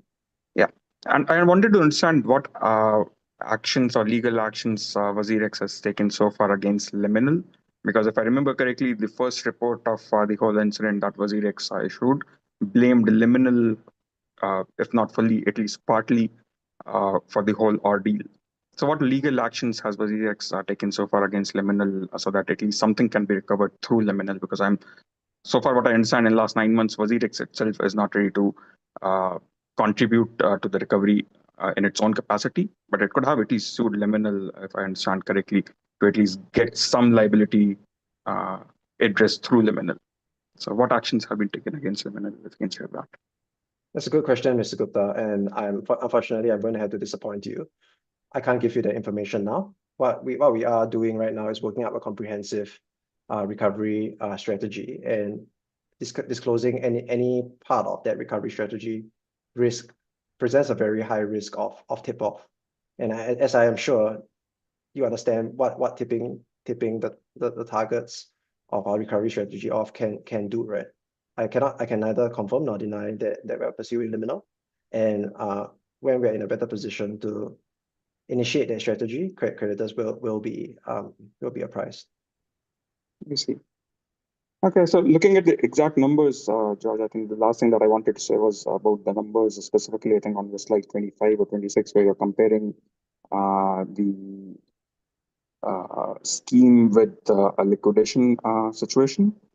Yes. And in that, essentially, in terms of profit sharing, you mentioned a number, which, if I remember correctly, because I cannot see the screen right now, something around 31,068 or 686,000 US dollars. So somewhere around $31.5 million in terms of profit sharing that WazirX would do. Can you Is that see it? right? Yeah, now I can see it. So Yeah. you mentioned in the profit shared, a total profit sharing of $31,816,660. But for all this to happen in terms of profit sharing, the total cost reserve is 30 million. So at the end, essentially, as a user, I'm paying 30 million, or as a collection of users of WazirX, we are paying $30 million to get $31,816,000 back. Can you explain how does this make sense from a user point of view? Because if we did not do all this process and just distributed the total liquid assets, we would still have received close to the same recovery without even profit sharing. I can talk to you about that. So this 30 million is not purely to drive the profit sharing. What this 30 million allows us to do is, firstly, allows us to put this out there, allows this 466 to be distributed in a timely fashion under the scheme. That's one. Secondly, it makes this possible, the 32 million. That's two. And thirdly, without this 30 million cost reserve, we will not be able to pursue the recoveries of the illiquid platform assets. So without this 30, you will not be able to get any of this either. So effectively, without this 30, we are moving into a liquidation scenario where you have to incur the other costs. And these are just indicative, right? We don't know for sure what the recovery is going to be like.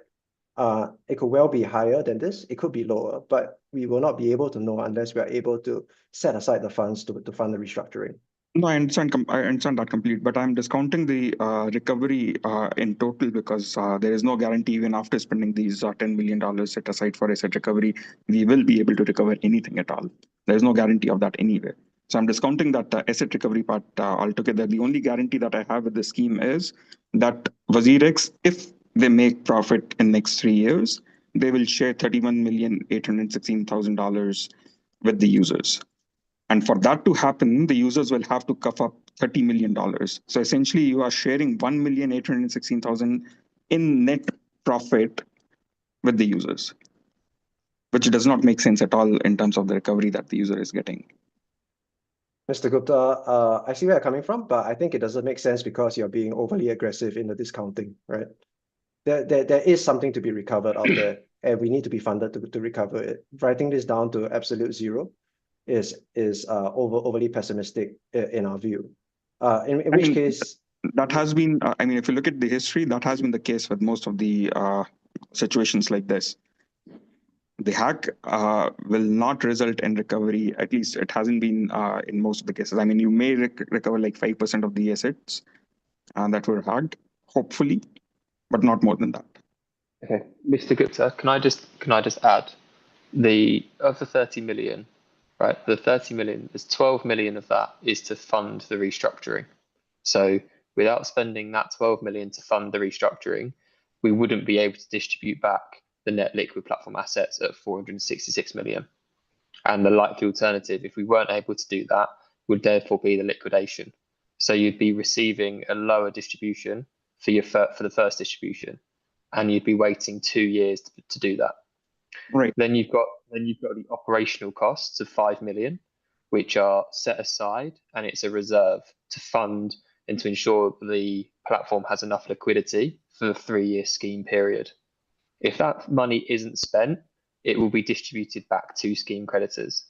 No, okay. So let me clarify my question here. I'm not asking the expenditure of the money. I'm basically questioning the amount of profit sharing that's being done.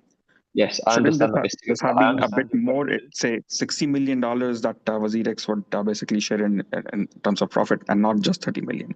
The goal is not here to just reach the 100% USD value. As an XRP holder, you are essentially taking 85% of my XRP that I basically accumulated with my hard-earned money. You might discount it by saying that, okay, we cannot keep the values locked to virtual cryptocurrencies because their values are volatile.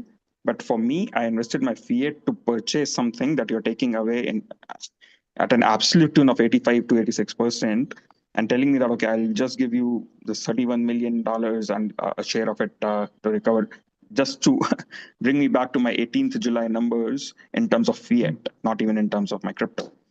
So why this number 31,816 is limited to 31 million is my question. I mean, if WazirX is willing to help its users recover their fund, shouldn't this be, say, $100 million? Mr. Gupta, Okay, Mr. let me take this one, Mike. And I'm not sure if you have looked in depth in the analysis that we have run on the forecast, right? We are not, it's not like we're saying we're going to make $100 million and in profit, and we're only giving you the 32 of it. That's absolutely not the case. Basically, the first 30 mil in profit, we're giving you 100%, right? Everything else, we're giving you 50%. So what we're trying to be here is be appropriately conservative in respect of the forecasting. The last thing we want is to forecast that we're going to achieve the most incredible results and subsequently have to disappoint creditors when they're not achievable. So what you see on screen is not 31 out of 100. It's 31 representing the 100% share up to 30 million, step down to 50% thereafter. And these are the estimates that we have with the benefit of what we have right now. So this is not a commitment, Mr. Gupta. We cannot commit to the numbers on the screen, right? It's just not possible. These are estimates. And where we can beat the estimates, we will certainly strive to do so. But what is for sure is that if we don't put in the cost reserve, there is no scheme, there's no restructuring. You'll be in the case of a liquidation where everything suffers. Like I said, I'm not questioning the cost reserves. I mean, I believe those numbers are a bit too much in my opinion, but I'm not still questioning the cost reserve. I'm just saying that if you're putting an upper cap to the profit sharing estimates, that upper cap should have been much larger than what you're showing here, given the cost estimates that you have for that profit sharing. There is no upper cap, Mr. Gupta.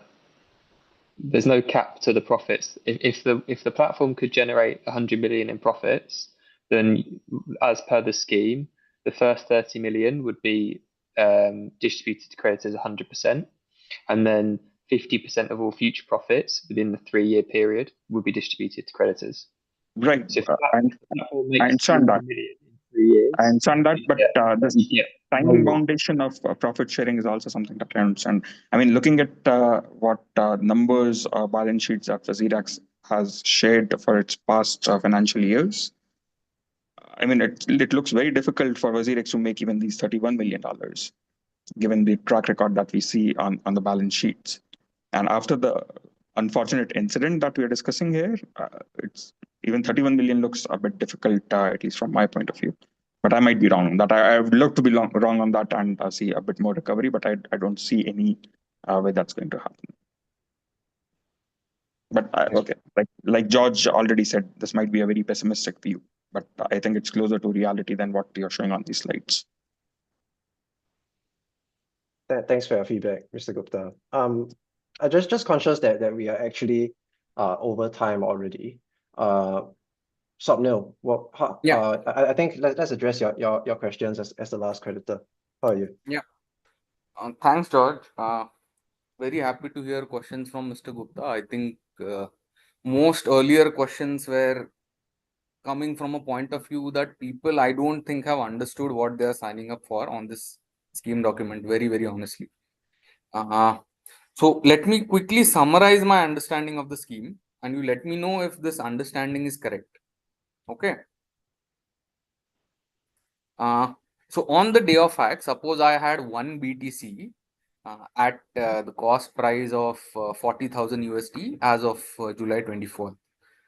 That 1 BTC went up to say 65,000 on the rebalancing date, which is then equivalent to 52% of my assets and 85 or broadly 82 to 85% in fiat recovery. That math is correct? No. 85% if you had recovery based on the rebalancing prices. Yes. Yes. Okay. So, so firstly, I have a problem with you pegging everything and using the terminology of recovery in terms of fiat, because it gives people an inflated sense of reality. We are not getting 85% by from any point of imagination. And we publishing 85% on Twitter as if it's a great achievement is very, very shameful. I'm part of other recovery programs. I know what happens once the scheme is passed, and once a scheme is passed, I think the creditors will have absolute no control over what happens. So the way the scheme is structured, I will tell you how I look at the scheme.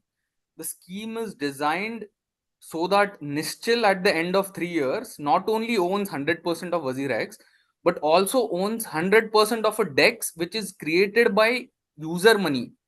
So we have no potential upside in the whole scheme process because we are barely even getting 100% of our tokens. So this is a completely one-sided scheme designed to completely favor WazirX and not the creditor. This scheme is not in the best interest of the creditors. The only thing that this does is it gives liquidity, but what the scheme does is it washes Nischal and WazirX off any responsibility. When we were convincing people for the scheme, there were 4 to 5 options of recovery that included a white knight. In the current scheme of things, I don't know what will happen once the scheme is approved, and if there is an acquisition offer, we don't know what will happen in that case. Or if the Binance thing is resolved, we don't know how will that benefit the users, because we are taking all the downside of this and Nischal is going to enjoy the upside of this. Do you get this, George? The complete downside of the complete scheme is passed on to the creditors. All the upside is sitting with Nischal. Hey, Samuel. Thanks for that. And I think this broadly mirrors the email exchange that we had, right? I see why you may hold that perspective. I would like to respectfully disagree. And here's why. What this scheme allows, and you have acknowledged it is liquidity, right? Liquidity as quickly as possible, and that is a huge benefit. Being in other kinds of similar processes, you know firsthand how long these processes can take, right? In a liquidation, this is going to take very, very much longer than what we're proposing here in a scheme. And this is a major benefit that I think you may be downplaying a bit in your description. Now, in terms of the DEX, we'll have more information for you very shortly. We are not contemplating entire benefit from the DEX accruing to Nishal or to WazirX. That's certainly not what we're looking to do. I can't give you the numbers now because they are being finalized, but I would advise you to watch this George, but space. how do we vote on the scheme without these information? Yeah. You have not provided sufficient information to vote on the scheme. I disagree with you on that, Somnil. Ultimately, what we have provided to you is a highly structured, entirely viable approach here. And no, that is good for creditors. The only thing that this scheme does is it will distribute whatever is left. Apart from that, there is no guarantee. There is absolutely no skin in the game from Nischal on this. After whatever way the Binance conversation goes, suppose the Binance conversation goes in favor of WazirX. So Nischal will own 100% of WazirX, correct? So now I'm going to disagree with you on the point that Nischal has no skin in the game. What he has committing to is 3 years working for creditors, right? Let me finish, Somnil. 3 years working for creditors, working hard to reactivate the platform to generate profit to share with creditors, working to pursue the stolen assets so that creditors can get additional recoveries when we make them. I don't think that's zero skin in the game. And I think it will be a mistake to discount George, that. I will tell you why I think that, because I am coming from what happened with World. Once the scheme is approved, the scheme manager takes over. Then the founder has no skin in the game about what happens about the scheme, right? Then he can sit back and relax while the scheme takes its own course, right? No, not accurate. Those are I'm not going to go into Vault because this is for WazirX. So, But so would in the would case of Nishchal be in the actively case, involved in the 3 years after scheme approval? absolutely, absolutely. Okay. ठीक है. What else? So do let us know about the decks, but I honestly don't think the scheme is designed in favor of the creditors, because like Mr. Gupta said, firstly there is Nishchal should have been on this call. Jason should have been on this call. This is a very important call, which will decide what direction the scheme will go. The fact that Nishchal is not even attending a call like this is an indication of how much stake he believes he has in this. So no, I don't want to get into that with you. Nisha has been, I believe, on every town hall to date, speaking to creditors like yourself, answering questions. The fact that Nishchal was on the he's last not town able to hall join, also, George, he's on not able the to one join we did this. around end of Feb. So When, the reason he's not able to join is because he's working on something on something that is time sensitive and specifically in the interest of our creditors and the restructuring. It does not reflect his perception of this, and from my personal interactions with him throughout this entire period, he is extremely committed to this. He wants to do right by creditors, and he will not be even proposing this restructuring if he did not want to do right by creditors. So Somnil, I'm happy to set up a call with you to talk through in more detail. But at this stage, we are significantly over time, and I think we should take this offline. maybe just one question, and I'm asking this on this platform because it continues with where Mr. Gupta was, where he left out. So 100% of profits coming from WazirX, and I don't know what their historic profitability has been. 100% of profit up to 30 million goes to the creditors. 50% of all the profits from all the platforms for the next 3 years goes to creditors without an upper cap. Yes. And all the recovered assets goes to creditors. Nothing goes to WazirX. Yes. Without an upper cap. Yes. Is that correct? Okay. Yes. Fine. George, how do we do a call offline? I will maybe write to you and then maybe we can decide. Yes, that's right. Okay. You have my email, Swapnil. Let's pick this up. Yeah. Happy to chat Thanks. with you. Thank you everyone for your time on this town hall. Do reach out to the WazirX team or myself or any member of the Crow team if you have any further questions that require clarification. Voting opens this Wednesday and lasts until 28th March. We urge you to participate, cast your vote in support of the restructuring. Thank you all for your time.